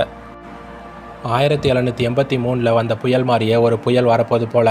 ஆனால் அது இயற்கையாக வந்த புயல் கிடையாது. இந்த தீவோட சாபத்தினால வந்தது தான். புயல் எந்த டைமில் வரப்போகுதுன்னு டாம் ஒருத்தருக்கு கால் பண்ணி அப்டேட் கேட்டு இருக்காரு. நம்ம எல்லாரையும் பாதுகாப்பு முகாமில் தங்க வைக்கணும்னு பேட்ரிசியா சொல்ல, இங்கே வந்திருக்க டூரிஸ்ட்லாம் நம்ம ஊரை பற்றி என்ன நினைப்பாங்க, நாங்கள் சுற்றி பார்க்க வந்தோம், ஆனால் புயல்னு சொல்லி எங்களை பாதுகாப்பு முகாமில் தங்க வச்சுட்டாங்கன்னு தப்பாக பேசுவாங்க, இது வெறும் புயல் தான், நான் பார்த்துக்கிறேன்னு டாம் சொல்ல, இப்போது இதை நீ பண்ணலாட்டி நிறையா பேரோட உயிர் போக வாய்ப்பு இருக்குன்னு பேட்ரிசியா சொல்கிறாங்க. டாம் கோவத்தில் டேபிளை போட்டு எட்டி உதைக்கிறான். கஷ்டப்பட்டு இந்த ஊருக்கு டூரிஸ்ட்டை வர வச்சேன், இப்போ எல்லாமே நாசமாக போச்சுன்னு டாம் புலம்பிட்டு சுவரில் ஒரு பெரிய ஃபோட்டோ மாட்டியிருக்கு, அதை பிடிச்சி இழுத்துட்டு இருக்காரு. அதோட வெயிட்டு தாங்காமல் இந்த பக்கம் அந்த பக்கம்னு டாம் தடுமாறி கீழே விழுகிறாரு. ஃபோட்டோ அவர் மேலே விழுந்து அமுக்கிக்கிட்டு இருக்கு. பேட்ரிசியா ஹெல்ப் பண்ணுன்னு, என்னால் நகர முடியலைன்னு டாம் கத்த பேட்ரிசியா வேகமாக ஓடி வராங்க. அப்போ தான் ஒன்று கவனிக்கிறாங்க. அந்த ஃபோட்டோவில் இருக்க பொண்ணுக்கு ஒரு விரல் இல்லை. ஒரு விரல் யாருக்கு இல்லாமல் இருக்கும் ஞாபகம் இருக்கா? ரிச்சர்டோட ஒரே பொண்ணு ஃப்ரான்சஸ்க்கு. சாரா அந்த பெட்டியை தூக்கி போட்டு எப்படியாச்சும் தப்பிச்சுக்கோன்னு சொல்லியிருப்பாங்கல்ல, அப்போது ஃப்ரான்சஸ் அந்த இடத்துல உயிர் தப்பிச்சிருக்காங்க. மற்றவங்களுக்கு என்ன ஆச்சுன்னு போக போக பார்க்கலாம். பேட்ரிசியா டாமை காப்பாற்றாமல் அங்கேருந்து வேகமாக ஓடுறாங்க. அடியே பேட்ரிசியா காப்பாற்றிட்டு போடின்னு டாம் கதறிட்டு இருக்க, கென்னின்னு ஒருத்தன் வந்து டாமுக்கு ஹெல்ப் பண்ண போகிறான். அதுக்குள்ளேயும் ரோஸ்மேரி குறுக்கால வந்து யாரும் எதுவும் பண்ணக்கூடாது, இதை நானே பார்த்துக்கிறேன்னு ஃபோட்டோவை மேலே தூக்க சொன்னால் பிடிச்சி கீழே அமுக்கிட்டு இருக்காங்க. கீழே போட்டு அமுக்குறீங்கன்னு டாம் கத்த, பேசக்கூடாது டாம்னு ரோஸ்மேரி சொல்லிவிட்டு ஃபோட்டோவை நகத்தை அவங்களுக்கு முதுகு பிடிச்சிக்குது. அதுக்கப்புறம் கென்னி வந்து ஃபோட்டோவை எடுக்கிறான். பேட்ரிசியா வேகமாக வந்து இந்த ஃபோட்டோவில் இருக்க பொண்ணுக்கு ஒரு விரல் இல்லை, இந்த பொண்ணோட பிரதர் வண்டி சக்கரத்துக்குள்ளே அவள் கையை விட்டுருக்கான், அதில் ஒரு விரல் கட்டாயிருக்குன்னு இந்த டைரியில் போட்டிருக்குன்னு ஒரு டைரியை டாம் மேலே விட்டு எறிகிறாங்க. சரி, இப்போ அதுக்கு என்னென்னு டாம் கேட்க, இவங்க தான் ரிச்சர்ட்டோட பொண்ணு ஃப்ரான்சஸ், மர்மமான முறையில் கரையில் ஒதுங்கினதா குறிப்பில் இருக்குது. ரிச்சர்ட்டோட ரத்த சொந்தம் இன்னும் இருக்குது, அதான் சாபம் போகலைன்னு பேட்ரிசியா சொல்கிறாங்க. ஒருவேளை இவங்க ஃப்ரான்சஸாக இருந்தால் 400 வருஷமாக இருக்க இந்த ஃபேமிலியை எப்படி கண்டுபிடிக்கிறதுன்னு டாம் கேட்க, ரோஸ்மேரிக்கு இவங்க வம்சாவளி பற்றின எல்லா டீட்டெயிலும் தெரியும்னு பேட்ரிசியா சொல்ல, சரி அதை வச்சுக்கிட்டு எல்லாரையும் தேடி கண்டுபிடிச்சி அத்தனை பேரையும் கொல்ல சொல்கிறியான்னு டாம் கேட்குறான். டாம் விக்குக்கு கால் பண்ணி சைரனை ஒலிக்க விட சொல்கிறாரு. ஷெரீஃப் இந்த ஊரை விட்டு தப்பிச்சு போக அவர் மனைவியோட காரில் துறைமுகத்துக்கு வராரு. ஆனால் கடுமையான மழை பெஞ்சிட்டு இருக்குது. ஷெரீஃபோட மனைவி நம்ம வீட்டுக்கு போயிடலான்னு சொல்கிறாங்க. அப்போது சைரனும் ஒலிக்க ஆரம்பிக்குது. இவங்க போட்டில் மெயின்லேண்டுக்கு போக முடிவு பண்ணியிருப்பாங்க. இப்போ எந்த போட்டும் புயல் காரணமாக மெயின்லேண்டுக்கு போகாதுன்னு ஷெரீஃபுக்கு தெரிய வருது. என்ன பண்ணுறது, அவரோட குழந்தை இங்கே பிறந்தா வாழ்நாள் ஃபுல்லாக இங்கே தான் வாழ்ந்து இறந்து போகணும். தீவோட சாபம் போக ரிச்சர்ட்டோட ரத்த சொந்தம் ஒருத்தர் விடாமல் எல்லாரையும் கொன்னா மட்டும்தான் எல்லாமே நார்மலாகும். இல்லாட்டி ஏதாச்சும் ஒரு பிரச்சனை வந்துட்டே தான் இருக்க போகுது. ஷெரீஃப் போட்டுக்கு தேவையான ஆயில் கேன்ஸை எடுத்துகிட்டு இருக்காரு. அப்போது விக் அங்கே வந்து, நீ என்ன பண்ணிகிட்டு இருக்கேன்னு கேட்க, எனக்கு போட்டு ஓட்ட தெரியும், என் குழந்தை இங்கே பிறக்கக்கூடாதுன்னு ஷெரீஃப் சொல்ல, இங்கேருந்து மெயின்லேண்ட் 40 மைல் தூரம் இருக்குது. இந்த போட்டில் எரிபொருள் ஃபுல்லாக இருந்தாலும் 15 மைல் தான் போக முடியும். ஒருவேளை போகிற வழியில் நீ எரிபொருளை நிரப்புனாலும் இப்போ இருக்க கண்டிஷன்ஸை பார்த்தா பெரிய அலை வந்து போட்டை கவிழ்க்க சான்ஸ் இருக்குன்னு விக் சொல்கிறாரு. ஷெரீஃபுக்கு என்ன பண்ணுறதுன்னு தெரியாமல் உட்காந்து அழுதுட்டு இருக்காரு. புயல் காரணமாக இங்கே வசிக்கிற மக்கள், இந்த இடத்த சுற்றி பார்க்க வந்தவங்க எல்லாரையும் பாதுகாப்பு முகாமில் தங்கன்னு மேயர் உத்தரவு போட்டிருக்காருன்னு அனௌன்ஸ் பண்ணிகிட்டு இருக்காங்க. இந்த செய்தியை கேட்ட எல்லாரும் பாதுகாப்பு முகாமுக்கு வந்துட்டு இருக்காங்க. டூரிஸ்ட் எல்லாரையும் பஸ் மூலமாக ஷெல்டருக்கு கொண்டாந்து விட்டுட்டு இருக்காங்க. டூரிஸ்ட் ஹோட்டல் ரூம் புக் பண்ணியிருப்பாங்கல்ல, அந்த பணத்தை ரீஃபண்ட் பண்ணுறதா டாம் சொல்லிட்டு இருக்காரு. அப்போது டாமோட பையனும் அங்கே வர, அவனை கூப்பிட்டு, டே கண்ணா, பேஸ்பால் மேட்ச்சுக்கு போக முடியலைன்னு வருத்தப்படாத, எப்போ வேணாலும் நம்ம போகலாம், வெளியே மட்டும் போயிடாதேன்னு டாம் எவனுக்கு வார்னிங் கொடுக்குறாரு. டாம் ஒரு பிரச்சனை வந்திருக்குன்னு பேட்ரிசியா சொல்கிறாங்க. வெளியே வந்து பார்த்தா ஜெனரேட்டர் வேலை செய்யலைன்னு கென்னி சொல்கிறான். எமர்ஜென்சி பேட்டரி மூலமாக ஓடிட்டு இருக்குது, அதுவும் 1/2 மணி நேரம் தான் தாக்கு பிடிக்கும், அப்புறம் கரண்ட் இல்லாமல் தான் எல்லாரும் ஷெல்டரில் இருக்கணும்னு கென்னி சொல்ல, சரி இப்போ நம்ம என்ன பண்ணுறதுன்னு டாம் கேட்க, கேரட் பேக்கப் ஜெனரேட்டர் ஏதாச்சும் இருக்கான்னு பார்க்குறதுக்கு லைட் ஹவுஸ் போயிருக்காருன்னு கென்னி சொல்கிறான். டாம் பைனாக்குலர் வழியாக லைட் ஹவுஸில் இருக்க கேரட்டை பார்க்குறாரு. உடனே கேரட்டுக்கு கால் பண்ணி ஸ்டார்டர் தேவைப்படுதுன்னு டாம் சொல்கிறாரு. ஸ்டார்டர்னா ஜெனரேட்டர் வேலை செய்யலாட்டி அதை ஆன் பண்ண உதவக்கூடியது தான் ஸ்டார்டர். இந்த புயலில் எப்படி நான் ஸ்டார்டரை எடுத்துகிட்டு வரதுன்னு கேரட் சொல்ல, டாமுக்கு சரியாக கேட்க மாட்டேங்குது. சரி, வேறு வழி இல்லைன்னு டாம் லைட் ஹவுஸுக்கு போக முடிவு பண்ணுறாரு. இந்த புயலில் நீ வெளியே போகிறது ஆபத்துன்னு பேட்ரிசியா சொல்ல, டாம் அதை கேட்காம காரை எடுத்துக்கிட்டு கிளம்புறாரு. கடுமையான மழை பெஞ்சிட்டு இருக்குது. ஷெரீஃப் அவர் ஒய்ஃபை கூட்டிகிட்டு ஷெல்டருக்கு வர, அவர் மனைவிக்கு பிரசவ வலி வர மாதிரி இருக்குது. டாக்டர் கீழே தான் இருக்காருன்னு பேட்ரிசியா அவங்கள கூட்டிகிட்டு போகிறாங்க. விக்கும் அந்த இடத்துக்கு வர, பேட்ரிசியா ஒரு டைரி வச்சுருந்தாங்கல்ல, ஃப்ரான்சஸை பற்றி எழுதியிருக்கோம், அந்த டைரி கீழே கிடக்குது. அதை விக் எடுத்து படிக்க ஆரம்பிக்கிறாரு. விக் ரோஸ்மேரி கிட்ட அந்த டைரியை கொடுத்து, எனக்காக நீங்கள் ஒரு வேலை செய்யணும்னு விக் சொல்கிறாரு. டாம் காரில் லைட் ஹவுஸுக்கு வந்துட்டு இருக்காரு. இடியுடன் கூடிய கனமழை பெஞ்சிட்டு இருக்கு. எப்படியோ லைட் ஹவுஸுக்கு வர கேட்லாம் ஏறி குதிச்சு உள்ளே வராரு. கேரட்னு கத்திட்டு வர அங்கே அவர் இல்லை. பைனாக்குலர் வச்சு பார்த்தா கேரட் ஷெல்டருக்கே போயிட்டாரு. ஃபோனை போட்டு டேய் நான் இங்கே ஸ்டார்டரை தேடி வந்தா நீ அங்கே போயிட்டியான்னு டாம் கேட்க, கேரட் ஸ்டார்டரை எடுத்துகிட்டு வந்துட்டேன்னு சொல்ல, ரொம்ப நல்லது நான் அங்கே வரேன்னு டாம் சொல்ல, அதை கேட்காம கேரட் நான் லைட் ஹவுஸுக்கு வரேன்னு கிளம்பிட்டு இருக்காரு. டேல் அறிவு கெட்டவனே, அவரை வர வேண்டான்னு சொல்ல, நான் அங்கே வரேன்னு டாம் கத்திட்டு இருக்க. கருமேகங்கள் சூழ்ந்து கடலில் சுழல் ஏற்பட்டு சுற்றிக்கிட்டு வர டாம் இதய துடிப்பே நின்றுடும் போல் அந்த அளவுக்கு மோசமான புயல் வரப்போகுது. இதை பார்த்து பயந்து டாம் காரை எடுத்துக்கிட்டு வேகமாக ஷெல்டரை நோக்கி போயிட்டு இருக்காரு. எப்படியோ தப்பிச்சு டாம் ஷெல்டர்கிட்ட வர கேரட் அவரோட சைக்கிளை எடுத்துக்கிட்டு இருக்காரு. கேரட் முட்டா பயலை உள்ளே போடா, சூறாவளி சுற்றி வந்துட்டு இருக்கு, பறந்துட போகிறேன்னு அவரை உள்ளே அடித்து துரத்த, இந்த பக்கம் அந்த டாட் இருக்கான்ல காளானை கூட மாற்றி கொடுத்து டாமை படுக்க போடுவான்ல, அவன் பதறி அடிச்சுக்கிட்டு வர அப்போ கூட டாமை விக்குன்னு கூப்பிட்டுட்டு இருக்கான். அவனோட சாக்ஸ் பேக்கில் இருந்து கீழே விழுகுது. அதை அவன் எடுத்துக்கிட்டு இருக்க, அதெல்லாம் கீழே போட்டுட்டு வேகமாக உள்ள வாடான்னு டாம் கத்த, புயல் காற்று அப்படியே அவனை மேலே தூக்கிட்டு போகுது. இதை பார்த்து டாம் தலை தெறிக்க உள்ளே வந்து கதவை சாத்திக்கிறாரு. என்ன நடந்தாலும் சரி யாரும் இந்த ஷெல்டரை விட்டு வெளியே போகக்கூடாதுன்னு டாம் பேட்ரிசியா கிட்ட சொல்ல, ரூத் மட்டும் இங்கே வரல, அவங்க வீட்டில் இருக்காங்கன்னு சொல்ல, சரி வீட்டுக்குள்ளே இருந்தால் எந்த பிரச்சனையும் இல்லைன்னு டாம் சொல்கிறாரு. விக் அங்கே வந்து நீங்கள் 2 பேரும் ஒரு விஷயத்தை தெரிஞ்சுக்கணுன்னு அவங்கள கூட்டிகிட்டு போகிறாரு. ரோஸ்மேரி சிகரெட்டை பிடிச்சிக்கிட்டு அங்கே உட்காந்துருக்க, இங்கே என்ன நடக்குதுன்னு டாம் கேட்க, நான் ரோஸ்மேரி கிட்ட ரிச்சர்ட்டோட வம்சத்தை பற்றி ரிசர்ச் பண்ண சொன்னேன்னு விக் சொல்ல, இதுக்கெல்லாம் எனக்கு டைம் இல்லைன்னு டாம் சொல்ல, ரிச்சர்ட்டோட வாரிசு ஒருத்தர் தான் இப்போ உயிரோடு இருக்காங்கன்னு ரோஸ்மேரி சொல்ல, அது யாருன்னு சொல்லுங்கள், எனக்கு டைம் இல்லைன்னு டாம் கேட்க, ஒழுங்காக உட்காரு அப்போ தான் சொல்லுவேன்னு ரோஸ்மேரி சொல்ல, டாமும் அமைதியாக உட்கார, டாம் இது யாருன்னு நீ தெரிஞ்சுக்க கூடாதுன்னு பேட்ரிசியா சொல்ல, டாம் மூஞ்சி அந்த பக்கம் திருப்பிக்க, டாம் பேட்ரிசியா விக் 3 பேரும் மூடிட்டு உட்கார, ரோஸ்மேரி ரிச்சர்ட்டோட வம்சாவளி பற்றி சொல்ல ஆரம்பிக்கிறாங்க. சாரா ரிச்சர்ட்டோட குழந்தைகளை கூட்டிகிட்டு படகுல தப்பிச்சு போனப்போ எல்லாரும் இறந்து போயிட்டாங்க. ஆனால் ஃப்ரான்சஸ்னு ஒரு பொண்ணு மட்டும் எப்படியோ கரை ஒதுங்கியிருக்காங்க. அவளை பார்பனஸ்னு ஒரு பெரிய பணக்காரர் அந்த பொண்ணுக்கு தங்க இடம் கொடுத்து போட்டுக்க ட்ரெஸ் கொடுத்து சாப்பாடு கொடுத்து நல்லா பார்த்துக்கிட்டாரு. கொஞ்ச நாளைக்கு அப்புறம் அவருக்கு அந்த பொண்ணு மேலே ஆசை வந்திருக்கு. ஃப்ரான்சஸுக்கு வயசு அப்போ 14 தான். ஃப்ரான்சஸை அவர் கல்யாணம் பண்ணிக்கிட்டு அவங்களுக்கு ஒரு குழந்தையும் பிறந்திருக்கு. பார்பனஸ் அதுக்கப்புறம் இறந்து போகிறாரு. அந்த பையன் வழியாக தான் இத்தனை வருஷமாக ரிச்சர்ட்டோட வம்சம் இன்னும் இருக்குது அப்படின்னு ஒரு பெரிய லிஸ்ட்டை சொல்லிக்கிட்டே வராங்க. 10 நிமிஷத்துக்கு அந்த கதையை சொல்லுவாங்க. அதை கேட்டுட்டு டாமே டென்ஷன் ஆகி கத்துறான். நான் வரிசையாக தான் வருவேன்னு ரோஸ்மேரி சொல்ல, சரி சொல்லி தொலைங்கன்னு டாம் அமைதியாக உட்காந்து கதையை கேட்டுட்டு இருக்கான். இந்த குழந்தை இறந்து போச்சு, இவங்க லெஸ்பியன் இந்த மாதிரி சொல்லிட்டு வந்து கடைசியாக 2 பசங்க கிராண்ட் லிவிங்ஸ்டன், சார்லஸ் லிவிங்ஸ்டன் உயிரோடு இருந்தாங்க. இதில் சார்லஸ் மட்டும் ஃப்ளோரன்ஸ்னு ஒரு பொண்ணை திருமணம் பண்ணிக்கிறான். அவங்களுக்கு ஒரே ஒரு பெண் குழந்தை பிறந்திருக்கு.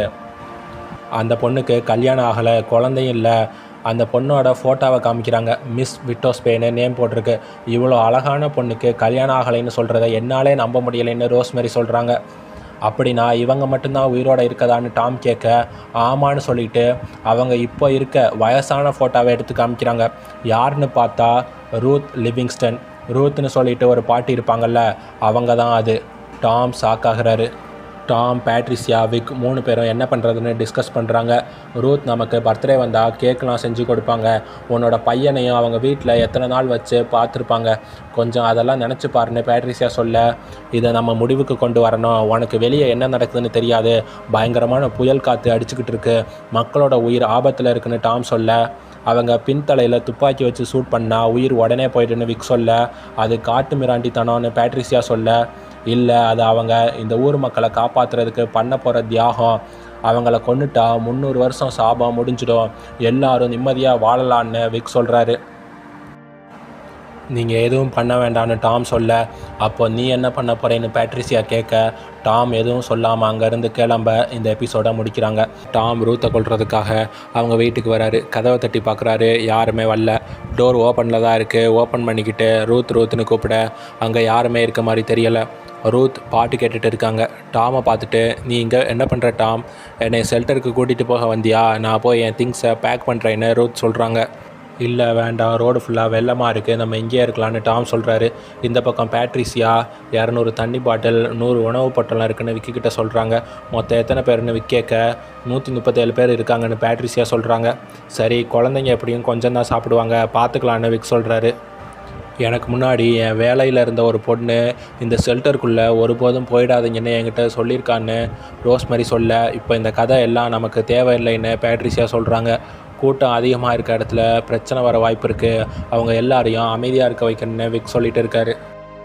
டாக்டர் செரிஃபோட ஒய்ஃபை செக் பண்ணி பார்த்துட்டு எல்லாம் ஓகேன்னு செரிஃபை வெளியே கூட்டிகிட்டு போய் உங்கள் மனைவிக்கு இன்றைக்கே குழந்த பிறக்க போகுதுன்னு சொல்கிறாரு.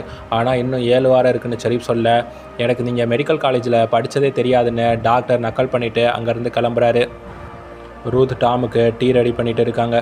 டாம் பாத்ரூமுக்கு போயிட்டு ரூத்தோட மெடிக்கல் ரிப்போர்ட் ஒன்று இருக்கும், அதில் சில டேப்லெட்ஸ் அவங்க எடுத்துக்கக்கூடாதுன்னு போட்டிருக்கோம், அதை பார்த்துட்டு இருக்கான். ரூத் அவங்க வீட்டு தோட்டத்தில் வளர்கிற அந்த மூலிகை செடியை வச்சு தான் டீ ரெடி பண்ணிகிட்டு இருக்காங்க. இந்த டீ ரெடியாக 27 நிமிஷம் ஆகும், வா அதுக்குள்ளேயும் உனக்கு வீட்டை சுற்றி காட்டுறேன்னு டாமை கூட்டிகிட்டு போகிறாங்க. பேட்ரிஷியா எல்லாருக்கும் போர்வை கொடுத்துட்டு இருக்காங்க. ஒருத்தன் இங்கே எவ்வளோ நேரம் இருக்குதுன்னு கேட்க, அப்போது ஒரு பெரியவர் இதுக்கு முன்னாடி வந்த புயல் 5 நாட்கள் கூட நீடிச்சிருக்குன்னு சொல்ல, ஒன்றும் பிரச்சனை இல்லை, நமக்கு தேவையான தண்ணி உணவு எல்லாமே இருக்குது, எதுக்கும் கவலைப்பட வேண்டான்னு பேட்ரிஷியா சொல்லிவிட்டு இவங்களை கொஞ்சம் கூல் பண்ண கேம்ஸு கார்ட்ஸ்னு ஏதாச்சும் ஏற்பாடு பண்ணுன்னு டேலுக்கிட்ட பேட்ரிஷியா சொல்கிறாங்க. டாம் அவர்கிட்ட முக்கியமான விஷயம் பேசணுன்னு செரிஃப் கேட்க, சாரி எனக்கு தெரியாதுன்னு பேட்ரிஷியா சொல்லிவிட்டு அங்கேருந்து கிளம்புறாங்க. அவன் கேர்ள் ஃப்ரெண்டு கூட இருக்கான். அப்போ எவனோட ஃப்ரெண்டு நான் அங்கேருந்து வெளியே போக ஒரு வழி கண்டுபிடிச்சிட்டேன்னு இவங்களை ஒரு இடத்துக்கு கூட்டிகிட்டு வரான். பேஸ்மெண்ட்டுக்கு போகிற மாதிரி ஏணிப்படி ஒன்று இருக்குது, இவங்க கீழே போக முடிவு பண்ணுறாங்க. டேல் ஒரு ரூமுக்குள்ளே லைட்டை போட அங்கே ஃபிலிம் ரீல் இருக்குது, அதை ஆன் பண்ணி விட்டுட்டு ப்ரொஜெக்டர் மூலமாக படம் பார்த்துட்டு இருக்கான். விட்டோஸ்பே தீவை பற்றி ஒருத்தன் பேசிட்டு இருக்கான். ரூத் எவனோட ரூமை காமிக்கிறாங்க. டாம் எவனை பார்த்துக்க சொல்லி அடிக்கடி ரூத் வீட்டில் தான் விட்டுட்டு போவார். எமர்ஜென்சி லேடரும் அங்கே இருக்குது. இது எதுக்குன்னு டாம் கேட்க, ஏதாச்சும் தீ விபத்து ஏற்பட்டால் தப்பிச்சு போகவும் பையன் கேட்டு வாங்கி வச்சுருக்கான்னு ரொம்ப புத்திசாலின்னு ரூத் சொல்ல, அவனை பற்றி உங்களுக்கு தெரியாது, நைட் நேரத்தில் ஊர் சுற்ற போக லேடரை வாங்கி வச்சுருப்பான்னு மனசுக்குள்ளே நினைக்கிறாரு. அதுக்கப்புறம் ரூத் அவங்களோட பாய் ஃப்ரெண்ட் ஃபோட்டோஸ்லாம் காமிக்கிறாங்க. அப்புறம் பேரண்ட்ஸ் ஃபோட்டோ இப்படின்னு அந்த ஆல்பத்தில் உள்ள எல்லாரை பற்றியும் டாமுக்கு சொல்லிகிட்டு இருக்காங்க. இந்த வீட்டோட ஃபோட்டோவும் அதில் இருக்குது. எங்கள் அப்பா தான் அந்த வீட்டை கட்டினது, புயல் இடி மழை எல்லாத்தையும் தாங்கி பல வருடங்களாக நிலச்சி நிற்கிதுன்னு ரூத் சொல்கிறாங்க. இப்போது அந்த ஊர் மக்களை காப்பாற்ற அவங்களால முடியும்னா அதை நீங்கள் செய்வீங்களான்னு டாம் கேட்க, ரூத் ஒரு தியரி சொல்கிறாங்க. ட்ரெயின் கட்டுப்பாட்டை இழந்து வேகமாக வந்துட்டு இருக்குது, ஒரு கூட்டத்து மேலே அது மோத போகுது, உன் பக்கத்தில் லிவர் ஒன்று இருக்குது, அந்த லிவரை இழுத்தா ட்ரெயின் வேறு பாதையில் போகும், அந்த பாதையில் ஒருத்தர் மட்டும் நின்றுட்டு இருக்காரு.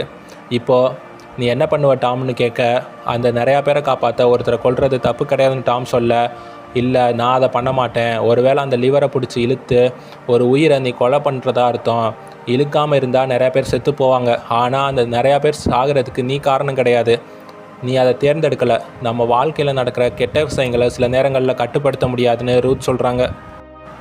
300 வருஷத்துக்கு முன்னாடி சாரா ஃப்ரான்சிஸோட பொம்மைக்கு ஒரு பேட்சை மாட்டி விடுவாங்கள்ல, அந்த பேட்ச் இப்போ ரூத்துக்கிட்ட தான் இருக்குது. இது எப்படி உங்ககிட்டன்னு டாம் கேட்க, இதை நாங்கள் பரம்பரையாக வச்சுருக்கோன்னு ரூத் சொல்கிறாங்க. ஆனால் ரூத்துக்கு அவங்க ரிச்சர்டோட வாரிசுன்னு தெரியுமா இல்லையான்னு இந்த இடத்துல அவங்க எதுவும் சொல்லலை. டீ ரெடி ஆயிடுச்சு போல், நான் போய் பார்க்குறேன்னு டாம் ஒரு டேப்லெட்டை அந்த டீயில் மிக்ஸ் பண்ணி ரூத்துக்கு கொடுக்குறாரு. பேட்ரிஷியாவும் ரோஸ்மரியும் தண்ணி சாப்பாடை அங்கே இருக்கவங்களுக்கு கொடுத்துட்டு இருக்க, ஒருத்தன் இந்த ஃபுட்டு கெட்டு போச்சுன்னு சொல்ல, என்னோடதும் அப்படி தான் இருக்குது, தண்ணி கூட சரியில்லைன்னு கத்த ஆரம்பிக்கிறாங்க. நாங்கள் இது எல்லாத்தையும் சரி பண்ணிவிடுவோன்னு விக் அவங்கள அமைதிப்படுத்த முயற்சி பண்ணிகிட்டு இருக்காரு. செரீஃபுக்கும் அவரோட ஒய்ஃபுக்கும் வாட்டர் பாட்டிலையும் ஃபுட்டையும் ரோஸ்மேரி கொடுக்குறாங்க. டாம் எங்கே போயிருக்காருன்னு செரீஃப் கேட்க, ரூத்தை பற்றி டீட்டெயில் கேட்டாங்க. நானும் இவங்ககிட்ட சொன்னேன், என்னை விட்டுட்டு இவங்க 3 பேரும் தனியாக பேசிகிட்டு இருந்தாங்க, அப்புறம் என்ன நடந்துச்சுன்னு பேட்ரிஷியாவுக்கு தான் தெரியும்னு ரோஸ்மேரி சொல்கிறாங்க. பேட்ரிஷியா டாம் எங்கன்னு சொல்லிருன்னு செரீஃப் கேட்க, பேட்ரிஷியா எல்லா உண்மைகளையும் செரீஃபுக்கிட்ட சொல்ல, உடனே அவர் ஒய்ஃபை பத்திரமா இருக்க சொல்லிவிட்டு ரூத் வீட்டுக்கு கிளம்பிட்டு இருக்காரு. ஏன்னா ரூத் செத்துட்டா இந்த சாபம் முடிஞ்சிடும், தன்னோட குழந்தைக்கு எந்த பிரச்சனையும் வராதில்ல, அதனால் செரீஃபும் ரூத்தை கொல்றதுக்கு கிளம்புறாரு. ஒரு பாட்டியோட உயிரை எடுக்க எத்தனை பேர்டா போவீங்க? டாம் டீயில் மாத்திரையை மிக்ஸ் பண்ணி கொடுத்தான்ல, அதனால் ரூத் இறந்துட்டாங்களான்னு பார்க்க அவங்கள தொட்டு பார்க்குறான். டக்குன்னு ரூத் கண்ணு முழிக்க டாமுக்கு தூக்கி வாரி போடுது. மறுபடியும் எங்கேருந்து கதையை விட்டாங்களோ அங்கேருந்து சொல்ல ஆரம்பிக்கிறாங்க. இந்த பக்கம் எவன் அவன் ஃப்ரெண்டு கூட பேஸ்மெண்ட்டுக்கு வரான். அவன் ஃப்ரெண்டு பாட்டுக்கு உள்ளே போயிட்டு இருக்க, எவன் பயத்தில் நின்றுட்டு இருக்க, அந்த பொண்ணு இவனுக்கு ஒரு முத்தத்தை கொடுக்க, எவனும் பல்லழிச்சுக்கிட்டே அவன் பின்னாடியே போகிறான். அங்கே பார்த்தா அந்த சேர் இருக்குது, அந்த பொண்ணு அந்த சேரில் உட்காருது. இது ரொம்ப விசித்திரமாக இருக்குன்னு சொல்லிட்டு இருக்காங்க. டேல் அந்த படத்தை இன்னும் பார்த்துட்டு இருக்கான். இந்த உடன்படிக்கை முடிகிற வரைக்கும் கெட்ட காலம் முடிவுக்கு வராதுன்னு ஒருத்தன் பேசிட்டு இருக்கான். நிறையா பேரை சங்கிலியால் கட்டி பலி கொடுக்க கூட்டிகிட்டு போகிறாங்க. ஒவ்வொரு தடவையும் சர்ச் பெல் அடிக்கும்போது ஒவ்வொரு பெல் சவுண்டுக்கும் ஒரு உயிரை பலி கொடுத்தா மட்டும்தான் இந்த தீவு அமைதியாக இருக்கும். அதனால தான் அந்த காலத்தில் இந்த மாதிரி பண்ணிகிட்டு இருக்காங்க. ஷெல்டரில் கரண்ட்டு கட்டாக எல்லாரும் பயத்தில் அலறிட்டு இருக்காங்க. பேட்ரிசியா டார்ச் அடித்து நம்ம எல்லாரும் ஒற்றுமையாக இருக்கணும்னு சொல்லிட்டு இருக்க டேல் அந்த ரூமில் இருந்து வெளியே வரான். ஏற்கனவே எல்லாரும் பயந்து போயிருக்காங்க. இப்போ எதுக்கு நீ பயமுறுத்துகிற மாதிரி நின்றுட்டு இருக்க? என்ன பேட்ரிசியா கேட்க, நம்ம எல்லாரும் சாக போகிறோம் ஓடுங்கன்னு டேல் கத்த அந்த இடமே கலவரமாக மாறுது. இந்த பக்கம் டாம் பேட்ரிசியாவுக்கு கால் பண்ண ஒரே சத்தமாக இருக்குது. பேட்ரிசியா பேச மாட்டுறாங்க. ஏதோ பிரச்சனை வந்துடுச்சு போல். இதுக்கு மேலே ரூத் உயிரோடு இருக்கக்கூடாதுன்னு தலையணையை எடுத்துகிட்டு போய் மூச்சமைக்கி கொல்ல போகிறான். ரூத் சோஃபாவில் சாஞ்சு உட்காந்துருக்க. நீங்கள் உண்மையிலே குட் பர்சன்னு டாம் சொல்ல ரூத் அப்போ தான் ஒரு உண்மையை சொல்கிறாங்க. இங்கே தான் கதையில் ட்விஸ்ட்டே. ரூத்துக்கு 40 வயசு இருக்கும்போது கல்யாணம் ஆன ஒருத்தன் கூட தொடர்பில் இருந்திருக்காங்க. இவங்க கர்ப்பமும் ஆக அந்த குழந்தைய அவர்கிட்ட கொடுத்து வளர்க்க சொல்லியிருக்காங்க. என் குழந்தை வளர்கிறத தூரமாக நின்று பார்த்துட்டு இருப்பேன். இப்படியே பல வருடங்கள் கடந்து போகுது. ஒரு நாள் என்னோடய பொண்ணு உன்னைய காதலிக்கிறத நான் பார்த்தேன். அப்புறம் அவங்களுக்கு கல்யாணம் ஆச்சு, குழந்தையும் பிறந்துச்சு. ஆமாம், எவன் என்னோட பேரன். அதனால தான் அவனை நீ வீட்டில் விடுறேன்னு சொல்லும் போதெல்லாம் சம்மதம் சொன்னேன்னு ரூத் சொல்கிறாங்க. என்னோட பொண்ணு இறந்து போனதை என்னால் தாங்கிக்கவே முடியலை. எனக்குன்னு இருக்குது நீயும் உன் பையன் எவன் மட்டும்தான் ரூத் சொல்ல டாம் உறைஞ்சி போய் நின்றுட்டு இருக்காரு. இந்த பாட்டி சின்ன வயசில் பண்ண லூட்டினால் இப்போ டாமோட பையன் எவன் மாட்டிக்கிட்டான். இந்த உண்மை வேறு யாருக்காச்சும் தெரியுமான்னு டாம் சத்தமாக கேட்க, இல்லை டாம், இதை வேறு யாருக்கிட்டையும் நான் சொன்னது கிடையாதுன்னு உங்ககிட்ட இப்போ நான் சொன்னது எனக்கு மன நிம்மதியாக இருக்குன்னு ரூத் சொல்ல, சரி வாங்க உங்களை ஹாஸ்பிட்டல் கூட்டிகிட்டு போகிறேன்னு டாம் சொல்ல, ரூத்தை யாரோ ஷூட் பண்ணுறாங்க. யாருன்னு பார்த்தா ஷெரீஃப். எல்லா உண்மையும் பேட்ரிசியா சொல்லிட்டாங்கன்னு ஷெரீஃப் சொல்ல, இவங்க கடைசி கிடையாதுன்னு டாம் சொல்ல, அப்புறம் வேறு யாருன்னு ஷெரீஃப் கண்ணை வச்சு டாமை மிரட்ட, எனக்கு தெரியாதுன்னு டாம் போய் சொல்கிறாரு. ஏன்னா ரிச்சர்ட்டோட கடைசி வாரிசு எவன் தான். எவன், அவன் ஃப்ரெண்டு, அந்த பொண்ணு 3 பேரும் அந்த பேஸ்மெண்ட்டில் தான் இருக்காங்க. அப்போது கென்னி அங்கே வந்து ஒழுங்கு மரியாதையாக அந்த இடத்த விட்டு போங்கன்னு சத்தம் போட, எவனோட ஃப்ரெண்டு கென்னியை மட்டும் உள்ளே வச்சு லாக் பண்ணிவிட்டு அங்கேருந்து போகிறான். கென்னி கதவை திறங்கன்னு கத்த எவன் அந்த டோரை ஓப்பன் பண்ண பார்க்குறான். ஆனால் முடியலை. கென்னியோட அலறல் சத்தம் உள்ளேருந்து கேட்குது. அவனுக்கு என்னாச்சுன்னு தெரியலை. இந்த பக்கம் பொய் சொல்லாத டாமினை ஷெரீஃப் கேட்டுட்டு இருக்க டக்குன்னு மழை நிற்கிது. எல்லாமே நார்மலாகுது. கென்னியை அந்த சாத்தான் கொண்டு இருக்கலாம். அதனால எல்லாம் தற்காலிகமாக ஸ்டாப் ஆகிருக்கு. ரூத் இன்னும் உயிரோடு தான் இருக்காங்க. தலையிலேருந்து ரத்தம் வடிஞ்சிட்டு இருக்குது. டாம் ரூத்தை கொண்டுட்டாரு போலேன்னு பேட்ரிசியா விக்கிட்ட சொல்கிறாங்க. எவன் அந்த டோரை ஓப்பன் பண்ணிவிட்டு உள்ளே வந்து பார்த்தா கென்னி வச்சுருந்த டார்ச் லைட்டு மட்டும் கீழே கிடக்குது. அந்த இடத்துல பெரிய இரும்பு டோர் லைட்டாக ஓப்பனில் இருக்குது. அது உள்ளே என்ன இருக்குன்னு இது வரைக்கும் கதையில் சொல்லலை. எவன் அந்த இடத்த விட்டு மேலே வரான். புயலுக்கு பின் அமைதிங்கிற மாதிரி ஊரே அமைதியாக காட்சி அளிக்குது. டாம் ரூத்தோட அந்த பேட்சை தண்ணிக்குள்ளே தூக்கி போடுறாரு. ஒரு மேயராக இன்னும் எத்தனை கொடுமைகளை சந்திக்க போகிறாருன்னு தெரியலை. டாம் அப்படியே நடந்து வர எவன் காரில் உட்காந்துருக்கான். திடீர்னு சர்ச்சில் பெல் அடிக்குது. அந்த சத்தத்தை கேட்டுட்டு டாம் உறைஞ்சி போய் நின்றுட்டு இருக்காரு. 8 தடவை மணி ஒலிக்குது. அப்போது 8 பேரை அவங்க பலி கொடுக்கணும். டாம் எதை பற்றியும் கவலைப்படாமல் கார் எடுத்துக்கிட்டு அங்கேருந்து போக இந்த எபிசோட முடிக்கிறாங்க. இந்த சீசனும் இதோட முடிவுக்கு வருது. சீசன் 2 இன்னும் ரிலீஸ் ஆகலை. உங்களை அடுத்த ஒரு மூவி ஆர் சீரீஸில் மீட் பண்ணுறேன். சேனலை சப்ஸ்கிரைப் பண்ணிவிடுங்க. நோட்டிஃபிகேஷனையும் ஆன் பண்ணி வைங்க. தேங்க்யூ.